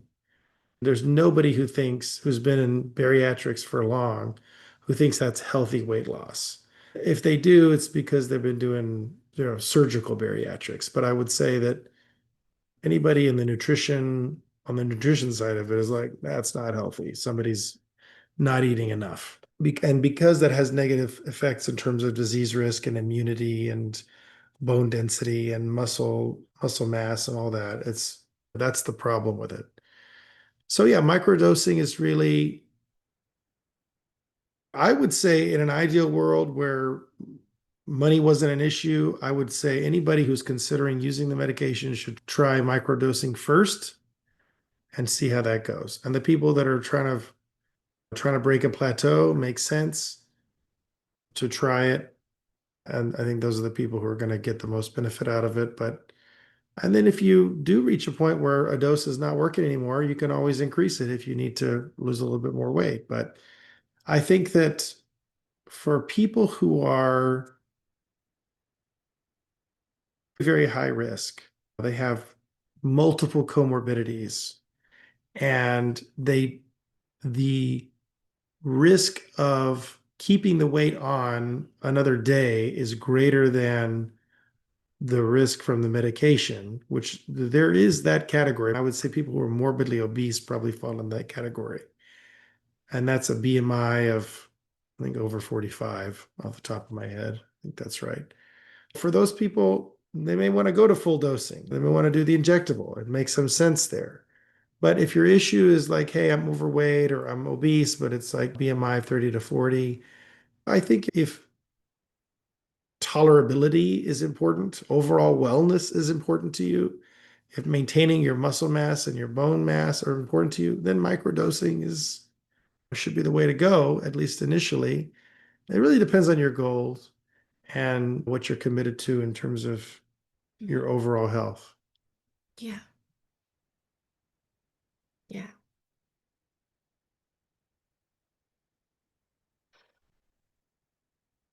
I just have this picture of Neo in The Matrix, like stopping all those bullets from Agent Smith. It's like you can like take pause.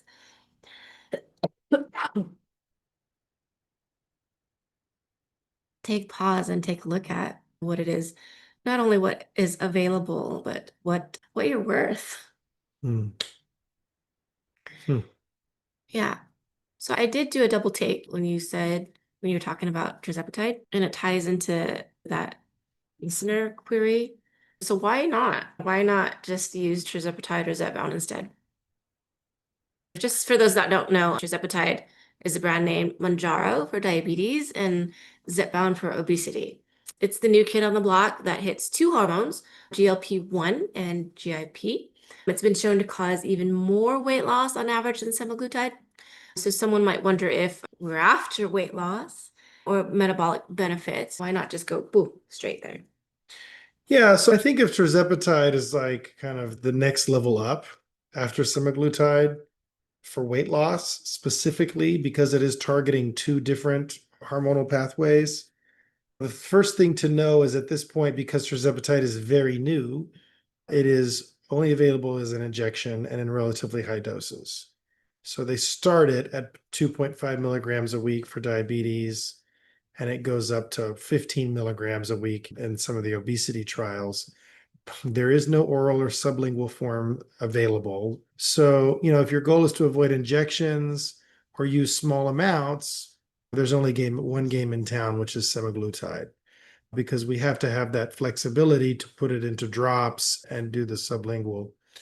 There's more to it. I would say that the interesting thing about tirzepatide is because it's targeting two hormones, it is going to have more side effects, typically more GI side effects, and at the same doses as semaglutide. Also, because there's really been one big study, which was like the approval study on it, We don't have nearly as much data as we do on semaglutide. It's a newer drug. And with greater effects, we see greater trade-offs. So we'll just have to see. I think at the point where it becomes we get oral tirzepatide drops, I think it'll be interesting to see if there's people who plateau on semaglutide on a weight loss perspective. Might there be some benefit to switching them to tirzepatide? Maybe. We just don't really know yet. But yeah, it's something to keep an eye on. It's something we'll definitely keep an eye on as we go along. And we haven't had that problem yet where somebody basically maxed out. I have seen it on the pharmaceutical side where people have maxed out on semaglutide with the 2.4 milligrams. And I don't treat these patients directly because we don't do the injectables in our practice, but there's people that I've said, yeah, before you consider bariatric surgery, you may want to consider tirzepatide. But the other thing I would say is because it's targeting two hormones, you may not have as much of a GLP-1 effect.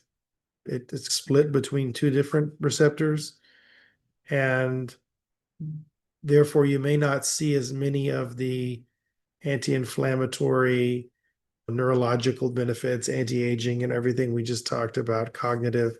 You might not see as much of those benefits with the tirzepatide versus the semaglutide. So it's something we'll keep an eye out. We'll be watching as it becomes available, compounded, microdosed.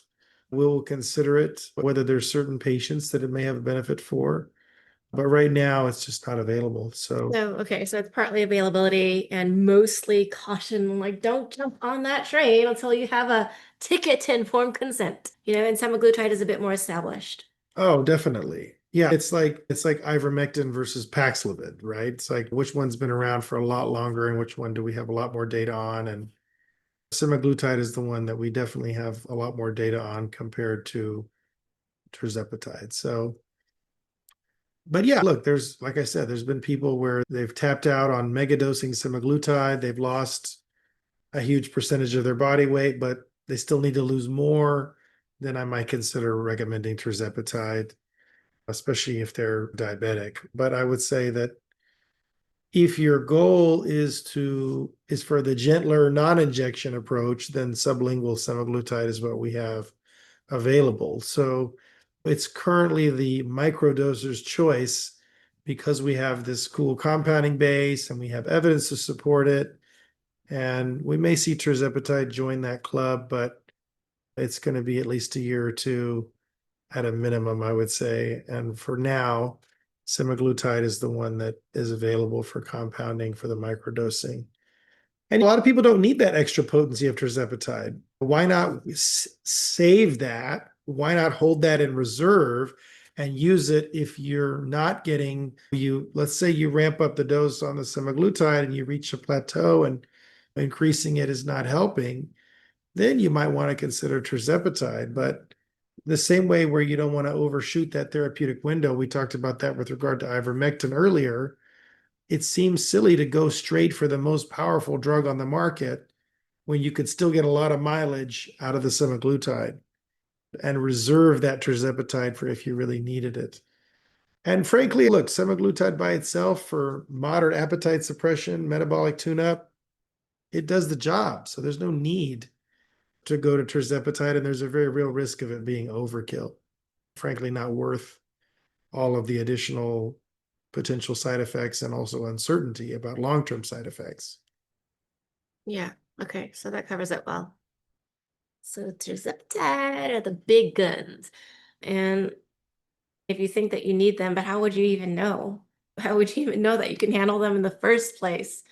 Yeah, it's really to me about if you've maxed out your dose on semaglutide and you're no longer losing any weight and you still have more weight that you need to lose. So starting, It's a very small group of people. yeah. So starting with a milder needle-free journey, the microdosing semaglutide, it seems like a really practical and safe option to begin with. Yeah, absolutely. Okay. You talked about bioavailability earlier. So isn't the oral bioavailability too low to matter? Yeah, so the key is sublingual versus oral, right? And then the formulation. Not every pharmacy, not even every compounding pharmacy is using the submagna sublingual formulation for the drops. And yeah, swallowing, if you were swallowing, say, even 100 micrograms of semaglutide, it's probably going to have zero effect on you because maybe 1 microgram gets absorbed and it's pretty negligible. You put it under your tongue, though, with the right vehicle, and then that's going to increase the absorption by tenfold or greater. So then you get, say, you dose 100 micrograms, you're going to get 10 micrograms minimum in the bloodstream. And then with 10 micrograms circulating, it may not sound like a ton, but again, semaglutide is very active, even at low concentrations, because it binds very strongly to those GLP-1 receptors. It's a GLP-1 receptor specific agonist.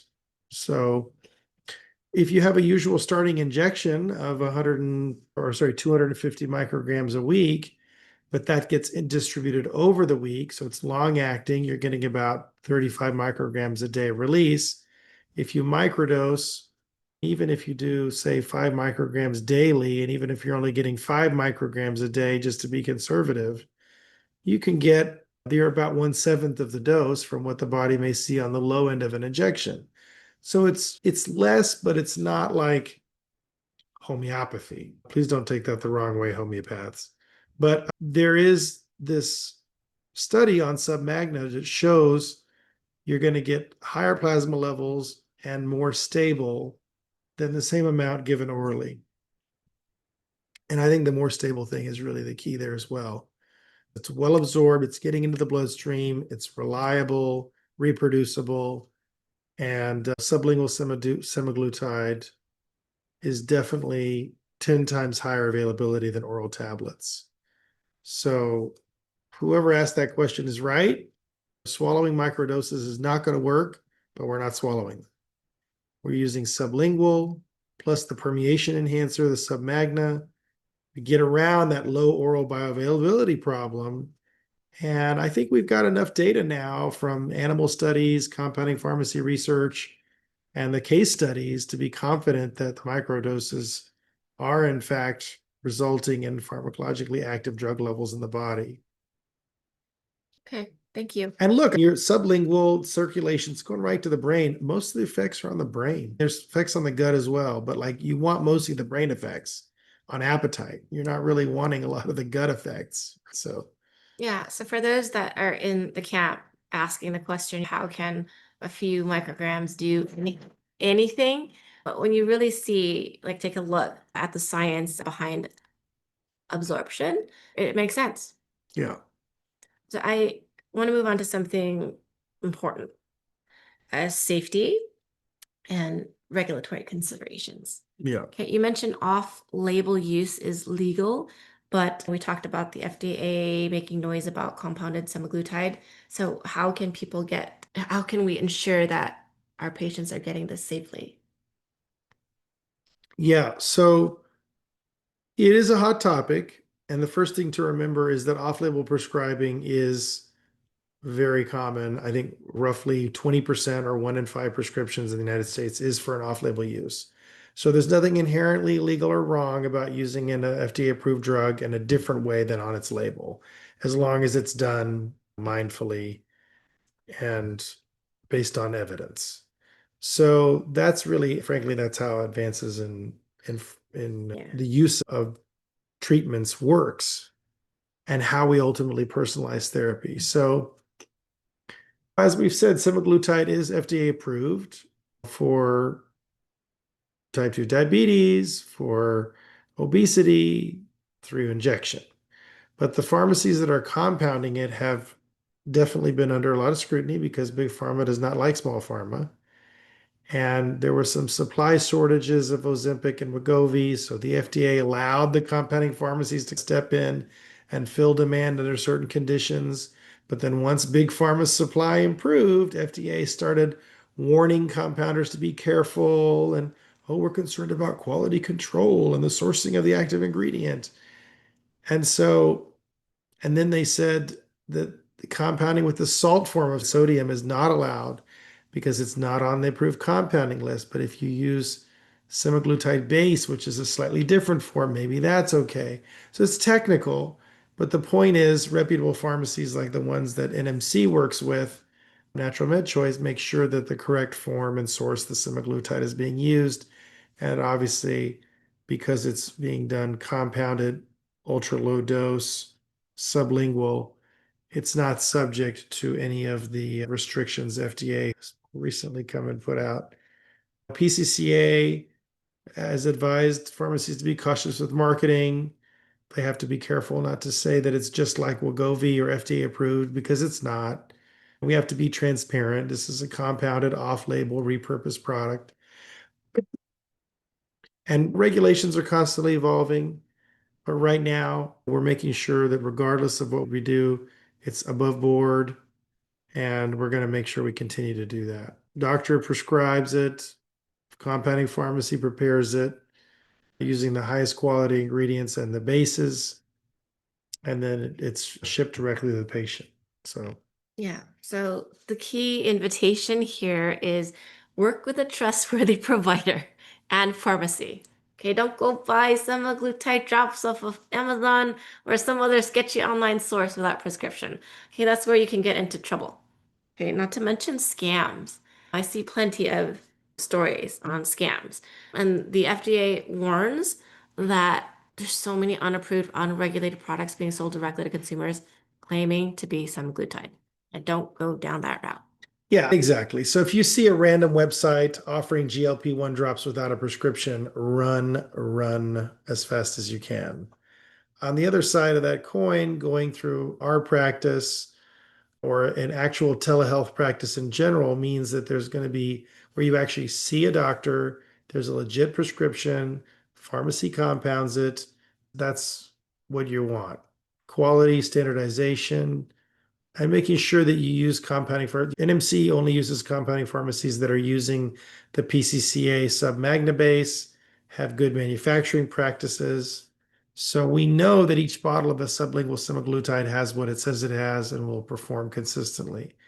So that's what it means to say that fulfillment is standardized and accessible.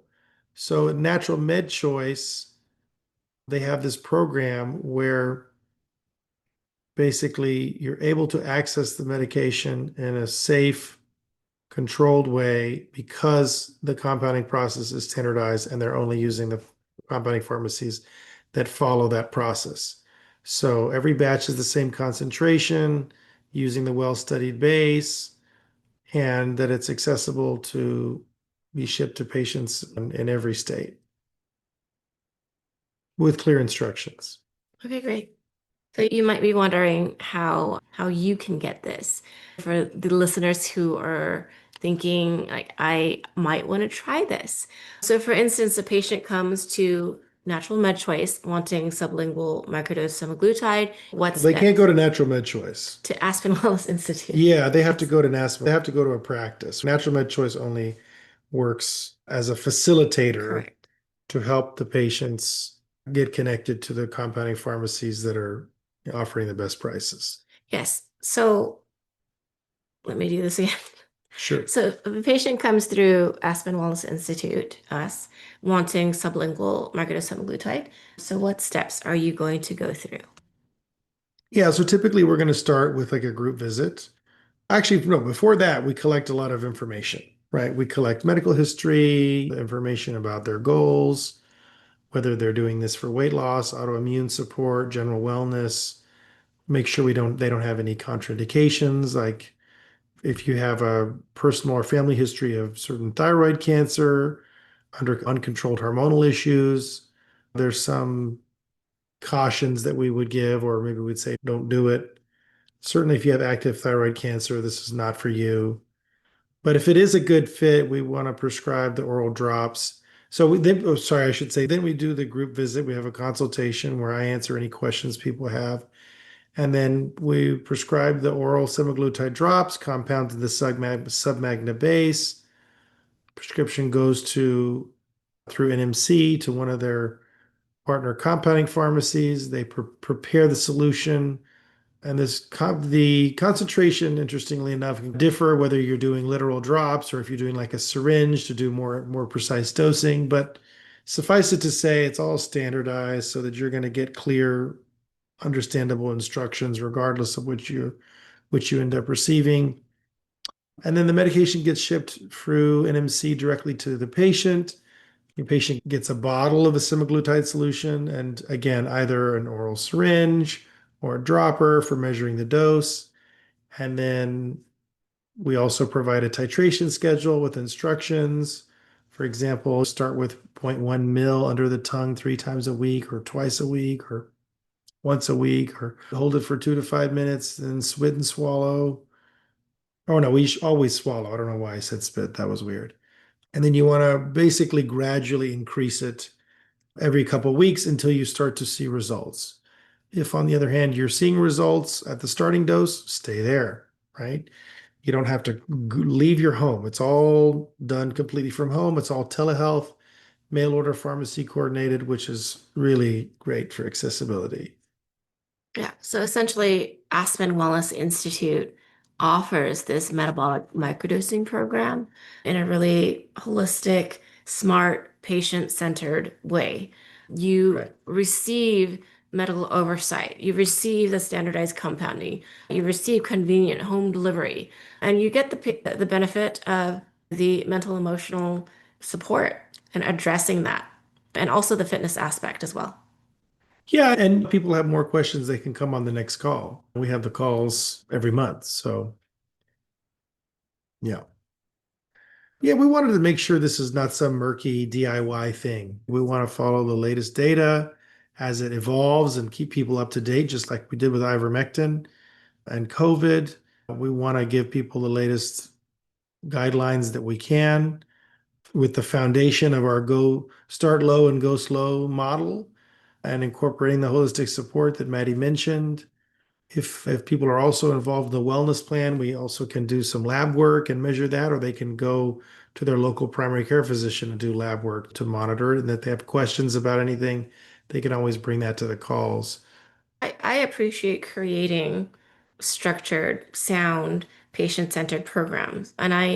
For those of you, if this really lands for you out there as like you hear what we're saying and it sparks curiosity and it just wakes something up within you and you hear that this is not just a fad. We're here to support you. Yeah. Yeah. And there's one more thing I wanted to mention, which is that we have a nutraceutical partner. I'm not going to say the name because it may change soon, but I would say that there's also like a complementary supportive package of nutraceuticals that we recommend based on age and sex to help make sure there's no nutrient deficiencies, which can obviously negatively impact the results that people will experience on this kind of program, that we recommend that they include along with the semaglutide. But it's the kind of thing we would do with all of our patients. So why are you laughing? I just like I had the song in my head. I have a cartoon in my head right now. Have you ever seen Voltron? Yeah, I've seen like when they transform a bunch of different guys Yes, and the mechas and they all go into one big one. right. And all those mechas are important, all the Sure. pieces Yeah, that make a whole. And yeah, people deserve that. Wholeness. sure. I think I've spoken in some other older episode about wholeness. Yeah. Oh, I'm sure in many of them. Yes. Okay. So I want to address some mainstream criticisms and concerns. There was an article on Medical News today. Good old medical news today. Yeah. Sorry. And they divulged some pretty skeptical news claiming that microdosing semaglutide works. Opinion. I would say it was an opinion. Okay, thank you. Yes. It's an opinion Corporate piece. media opinion claiming that the stories are the work microdosing success is just purely anecdotal and not backed by any research. Yeah, that sounds like a typical kind of big hospital, big pharma line to me. What do you think? I want to know what your response is to that. We need more evidence. Talk to your doctor. It's not going to work. It's not approved. Yeah, I it don't know seems like that a lot of squashing to I me. don't know that they say that. I don't know that they say it's not going to work but I think that on one hand, it is true that it's not yet been validated by large scale clinical trials, but on the other hand, why would they ever do those? Because their goal Yeah. is to sell medication, not more medication, not less medication. Yeah. So it's true that right now, and I think it's They already tried to squash that compounding pharmacies from even entering into. of Yeah, so if you course. listen and you follow the money, honey, Look, I'm a scientist at the end of the day, and I always say more studies are better than fewer. I'd love to see formal trials of zero point 0.1 milligram daily sublingual versus placebo in certain populations. boom. That may take years to happen, if ever, because there's, again, no big pharma incentive to test low doses. There's just really, in fact, they have a disincentive. It's like, oh, we would sell less of it if it turned out that we could get similar, a lot of patients got a similar result with a lower dose. So in the meantime, we have to use our brains and think for ourselves. And as doctors, make clinical decisions based on what we know of physiology and biochemistry, and also what we see from small studies and patient experiences. As a That's what we're consumer, doing. yeah, and as a consumer, asking yourself the question, like, am I being monetized? Yeah. We all are to some degree, right? But I think that from the patient's perspective, I would say if somebody comes to me saying, I can't tolerate 0.25 milligram injections, but I really want to get some help with my appetite or inflammation, I'm not going to say, too bad, come back when you're sicker. I'm going to say, okay, let's see if there's a gentler approach that could work. It's off label and experimental. Here's what we know and what we don't. If you're on board with that, we can try it, monitor your progress, and see how it goes.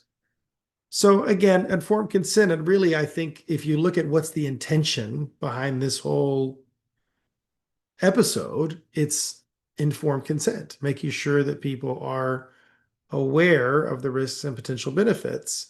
And look, the good news is the risk of these microdoses are really quite low, much, much lower than the high doses. We're talking about a drug which is for, I would say, the majority of people who take it, pretty safe in terms of no long-term side effects. Millions of people have taken the medications, and we're using a much smaller amount, right? So the risk of serious adverse effects like pancreatitis is a real thing. I have a colleague who had a patient who had developed pancreatitis from taking a GLP-1. It did resolve, but I would just say that another reason for microdosing, right? This is definitely not somebody who microdosed. So we would expect to see many fewer of those side effects with the microdosing, but we do still have to stay vigilant. And I think people need to be in tune and in touch with their bodies. And if they notice something strange, we need to do further investigation. So, yeah, Yeah, I need to say something because it will nag sure. at me. And for those that, are truly approaching the macrodosing, the injection protocol with informed consent, and you've read the insert and you've done your research and you're willing to traverse those intense side effects, then I invite you to take a look at that. Like, why would you do that? That's all. I'll leave it open-ended and mysterious. Yeah, I have stuff I could say about that, but I Yeah, get you want to leave it I know. open-ended. So, Like, I know. It's just a small invitation. sure. Okay, so you made an important distinction. Okay, so the lack of a large trial doesn't mean that there is no benefit. It just means it's unproven in literature. And meanwhile, there are real people. By the way, about 60% of all medical treatments used by conventional medicine are unproven in the literature, just FYI. Only about 40% are actually evidence-based. I shouldn't say evidence-based. I would say, because that's jargony, I would say have been proven effective. Yeah. Yes, meanwhile, real people are getting real benefits by trying it. No? And that, by the way, the statistic I just said comes from Cochrane, which is the gold standard in meta-analyses, which is looking at the big picture of medicine. Yeah, and coming from a philosophical angle, sometimes the guidelines that the FDA approves to like aims to cover, they only cover a broad population and they ensure that no one is undertreated or put at risk. Yeah. It's great for public health and liability, but it can mean that they're not optimized for certain individuals. Yeah, I think when it comes to drug trials, there's like this weird tension between wanting to make sure no one is undertreated or put at risk. And so they're going to pick a dose where oftentimes it's going to work for, say, 95+% of people, or at least the majority. And then yet we're not going to have anybody die from it, right? So that's the range that they're looking at. And the problem is that humans are so different on the outside, as my biochemistry professor said. If you look at how different we are on the outside, then you multiply that times 10, that's how different we are on the inside. So I think given that, it just doesn't make sense that people need to be, we all have different GLP-1 sensitivity and, excuse me, there's, I'm sure, many different types of GLP-1 receptors out there and different genetic polymorphisms that control the function of those receptors, and et cetera, et cetera, et cetera. Yeah, so So I like the sound of patient optimization, customizing therapy to the individual. Yeah, it's not about one size fits all approach and liability minimization and standardized care, or should I say substandard care? yeah. Well, look, FDA is just trying to see, does this work to lose weight? Yes, we know it does at the big doses, but the guidelines are going to be built on averages and making sure you get efficacy in the majority. But that also means you're going to have side effects for the very substantial minority of people that maybe can't tolerate those average doses. So FDA tends to err on the side of use a dose we know works for weight loss in a clinical trial, but that dose could be more than what a particular patient needs, sometimes by an order of magnitude, and it may also give them a lot of side effects that they would avoid if they use a lower dose and get a similar benefit. So one of the benefit of going to a doctor is we can adjust dosing. The word medicine is actually, the original meaning of the word medicine is the art of healing. So if you're seeing a doctor, that's really what they should be practicing, is the art of healing, not Pharmaceutical being drug a salesman. healthcare provider, right? Like we talked about earlier. Pharmaceutical drug salesman. So we've talked about the lowest effective dose, and there's really no need to just keep pushing the dose up for no reason. And a lot of people have been told, oh no, you got to keep ramping it up. But no, if you're happy at a dose, you're losing a pound a week, you're feeling good, you do not have to increase your dose. In our practice, we stay at the lowest effective dose because this is ultimately about not just hitting the number, right, that you're looking for on the scale, but really about the holistic picture, right? You and where you are in your health journey and what's going to best serve you. And I think that the microdosing kind of fits right along with that ethos, because what it's saying ultimately is that maybe even lower doses than we normally consider might still provide benefit. So let's carefully monitor, make sure that it's doing something, but also not causing too many side effects, and just adjust the dose as needed. And look, if it's not effective enough, we can increase the dose, right? It's not a big deal. The point is to find the sweet spot where you're getting benefits with basically no downsides. And frankly, I hope that's empowering to our patients. I know that they often feel like they have. The point is to put the control, I should say, in the hands of the patients to a great degree. We're here to consult and provide advice, but they're helping to make micro decisions along the way to help guide the treatment process, specifically the titration based on their comfort level and progress Yeah. and of their symptoms or losing weight, side effects, etc. So, Okay. I really love that. yeah. So I want to really drive home. I want to address one more criticism. What would you say to somebody that tells you that microdosing semaglutide is just unproven?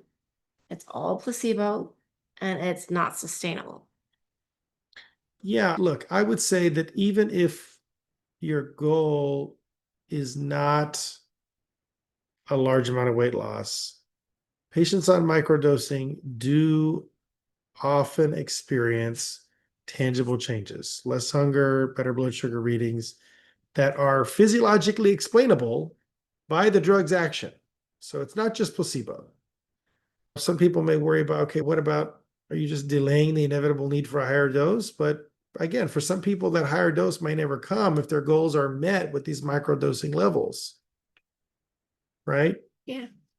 So yeah, definitely some patients may eventually decide to escalate.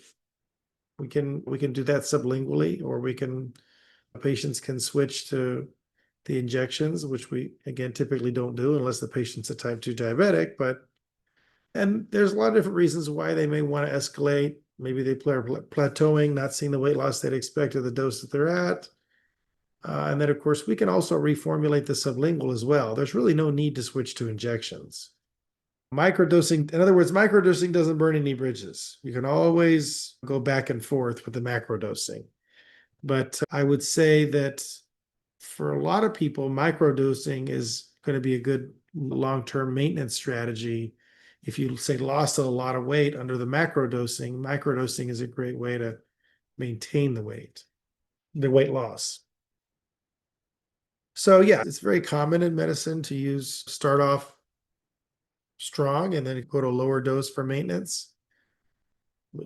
That's true in psychiatric care. It's true in hormones, and these are peptide hormones. So at the end of the day, the level of efficacy as well as the sustainability of the GLP-1 approach is going to be based on the patient's ongoing lifestyle, diet and lifestyle choices.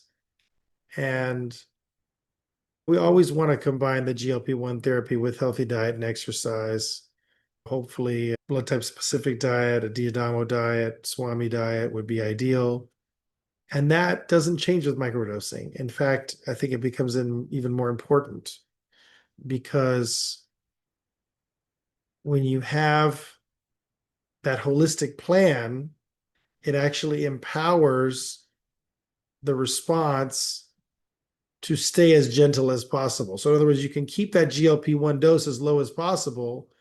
So you have that gentle response and you're not having to risk the side effects and you're not having to ramp up the dose. So you can really pay attention to what your body's telling you about food and your core needs and help you work on your habits. So, Yeah. I have yeah. another picture in my mind. It's kind of like using an electric bike, right? You're still pedaling, like your feet are still moving round and round, but you're getting a little bit of help up the hills and you're not having to ride a motorbike, more prone to accidents and yeah. Yeah, I would say maybe one that is, like you said, assisting you on the way up hills. That makes sense. Yeah, I like that. Like microdosing semaglutide is like an e-bike for your metabolism. You're still doing the work, but it smooths the ride. Gently healing your metabolic pathways. Yeah, I don't know. It's whatever. You didn't like that? Me? Yeah, I don't know about the healing of the Okay, okay, okay. pathways. It's a little too I know. conceptual for me. Yes. Okay. So let's Sum up? sum up. Yeah. Sum up. Okay. So GLP-1 receptor agonists like semaglutide, they're powerful hormone mimicking drugs that help control appetite, blood sugar, and weight. The standard use, conventional Rockefeller use, is a high dose. Weekly injections for big metabolic, I don't want to say improvements, changes, weight loss. Microdosing is an emerging off-label approach where we use tiny doses, often sublingually under the tongue, to get some benefits with minimal side effects. Okay? Essentially aiming for the lowest effective dose. So we explored today how sublingual delivery, like under the tongue, can make those tiny doses effective by bypassing the gut and using special formulations like submagna to enhance absorption. And we learned that sublingual semaglutide has been shown in animal studies and pharmacy data to absorb more quickly and more consistently than traditional oral dosing. And sometimes we achieve it's been shown to achieve up to 10% absorption versus 1% if swallowed. Okay, so that means a little can go a longer way. It reaches peak levels fast within 30 minutes and has a smoother blood level profile, which likely reduces side effect spikes. Is Yeah. that right? Yeah, correct. All good. So we talked about how microdosing is being used not just for weight, but for holistic health benefits. We talked about inflammation, helping people with autoimmune conditions, supporting brain health, improving metabolic markers, aligning with longevity concerns. It's not necessarily about the big, huge, really super fast, dramatic weight loss that leaves you with like a big flap of skin. You're going to lose at least to stop gaining weight and hopefully start to lose a little bit over time as we increase the dose. Maybe you don't even need that, but it's about gentle optimization and your comfort. And by using the micro doses, people typically don't have side effects, little to no nausea or GI distress, which is really a big contrast with the standard dosing and all those horror stories that Maddie read out at the beginning of the episode. It can be a way for people who are very sensitive, who have chronic illness like mold illness, chronic inflammatory response syndrome, other biotoxin illness, fibromyalgia, to access the benefits of the GLP-1 therapy without overwhelming their system. So we've seen and referenced some anecdotes like reduced joint pain, fatigue, and low-dose semaglutide sublingual users. And we've talked about some key questions about mold and autoimmune illness, anti-inflammatory and metabolic effects. We've talked about how oral bioavailability doesn't apply here because we're not relying on stomach absorption. We're doing sublingual, which is tenfold better with the vehicle that we're using. We talked about how tirzepatide is different and when it should be used. And we also talked about the legalities around off-label microdosing and how common that is or off-label is in general. And more specifically, that the semaglutide that we're using in the metabolic microdosing program is compounded in a US-based compounding pharmacy with very clear known quality. We follow our patients. And whether the FDA approves it or not really doesn't matter because we start with informed consent. So it's really it's a new way to use a medication that was developed for diabetes that I think it's pretty exciting what we're able to do to help in many different issues, including the obesity situation. So yeah, our fundamental approach really is making sure it's safe for you, not just assuming that the typical protocol is going to fit everybody. Yeah, we also addressed mainstream skepticism and that there are no large studies like proving microdosing. So one should be cautious and not see it as a magic bullet or guaranteed. But I do want to say that microdosing semaglutide has earned a spot in our practice. And that says a lot because we don't just willy-nilly, here's a drug that's going to save the day. There's just a lot that we go through morally, for one. Yeah, that we shared about on this episode. Yeah. So we're doing this responsibly, okay? And I really just like the idea of off-label, low dose, non-mainstream. It just, it's such an empowering path when done responsibly. That's what I really want everybody to get. Yeah. No, said. And look, I want to emphasize that done responsibly because that always involves a knowledgeable healthcare practitioner. This is not something you want to tinker with entirely on your own, importing drugs from Lord knows where and trying to do DIY. You want to calibrate dosing, touch base with the doctor, watch your lab work either through the wellness plan or through your local primary. Make sure there's no interactions with other medications. For example, if somebody's already on insulin or some other diabetes meds, we need to adjust those carefully to avoid low blood sugar. But you're probably not going to see the low blood sugar by itself, just microdosing GLP-1. It may be just like a combination, for example. So, and for those who are interested, Aspen Wellness Institute, our practice, offers a structured sublingual semaglutide microdosing program, metabolic microdosing. It's designed to be safe and convenient. And look, we standardize the fulfillment process by working with NMC and trusted compounding pharmacies to get the formulation right, the dosing right, that's consistent and backed by the compounding science with the submagna base so that patients aren't getting random concentrations. And look, it's accessible, right? You don't have to go anywhere. It's just all delivered straight to you through telehealth. We can work with patients from our practice in California. We can work with patients all over the country and get the medication delivered to your doorstep. So, Yeah, and if you'd like to learn more or you feel that this might be right for you, reach out to us. Our information is in the show notes.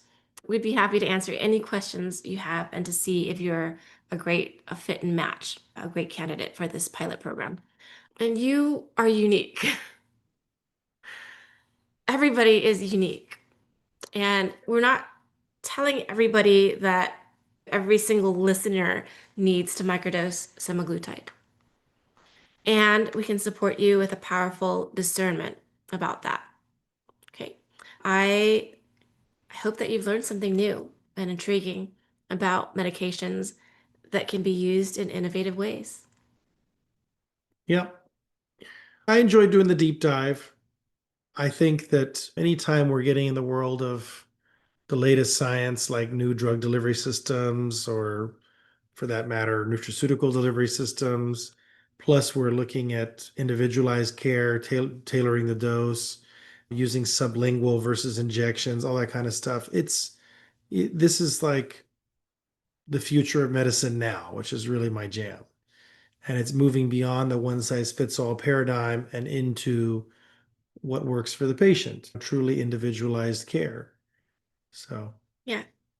So I really enjoy and I love the process of rewriting some of these rules with you and just continuing to share with our community like where we stand when it comes to intentional comprehensive healthcare. yeah, Yeah. And what we share on our podcast as creating the consensus and creating that ripple effect of knowledge and of empowerment in healthcare or empowering the individual. it's Okay. a great place to end it. I think that I don't have anything else. I think we've exhausted the topic of sublingual microdosing of GLP-1 agonists, hopefully giving you guys plenty to chew on. No pun intended, given the sublingual theme. But yeah, thanks for joining us. Yes, thank you for joining us. And for our YouTube subscribers, thank you for 12,000 plus subscribers. We appreciate you and we're grateful for you. I, Yes. Go ahead. I am Mrs. Madi Partovi. And I'm Dr. Ryan Partovi. Be well.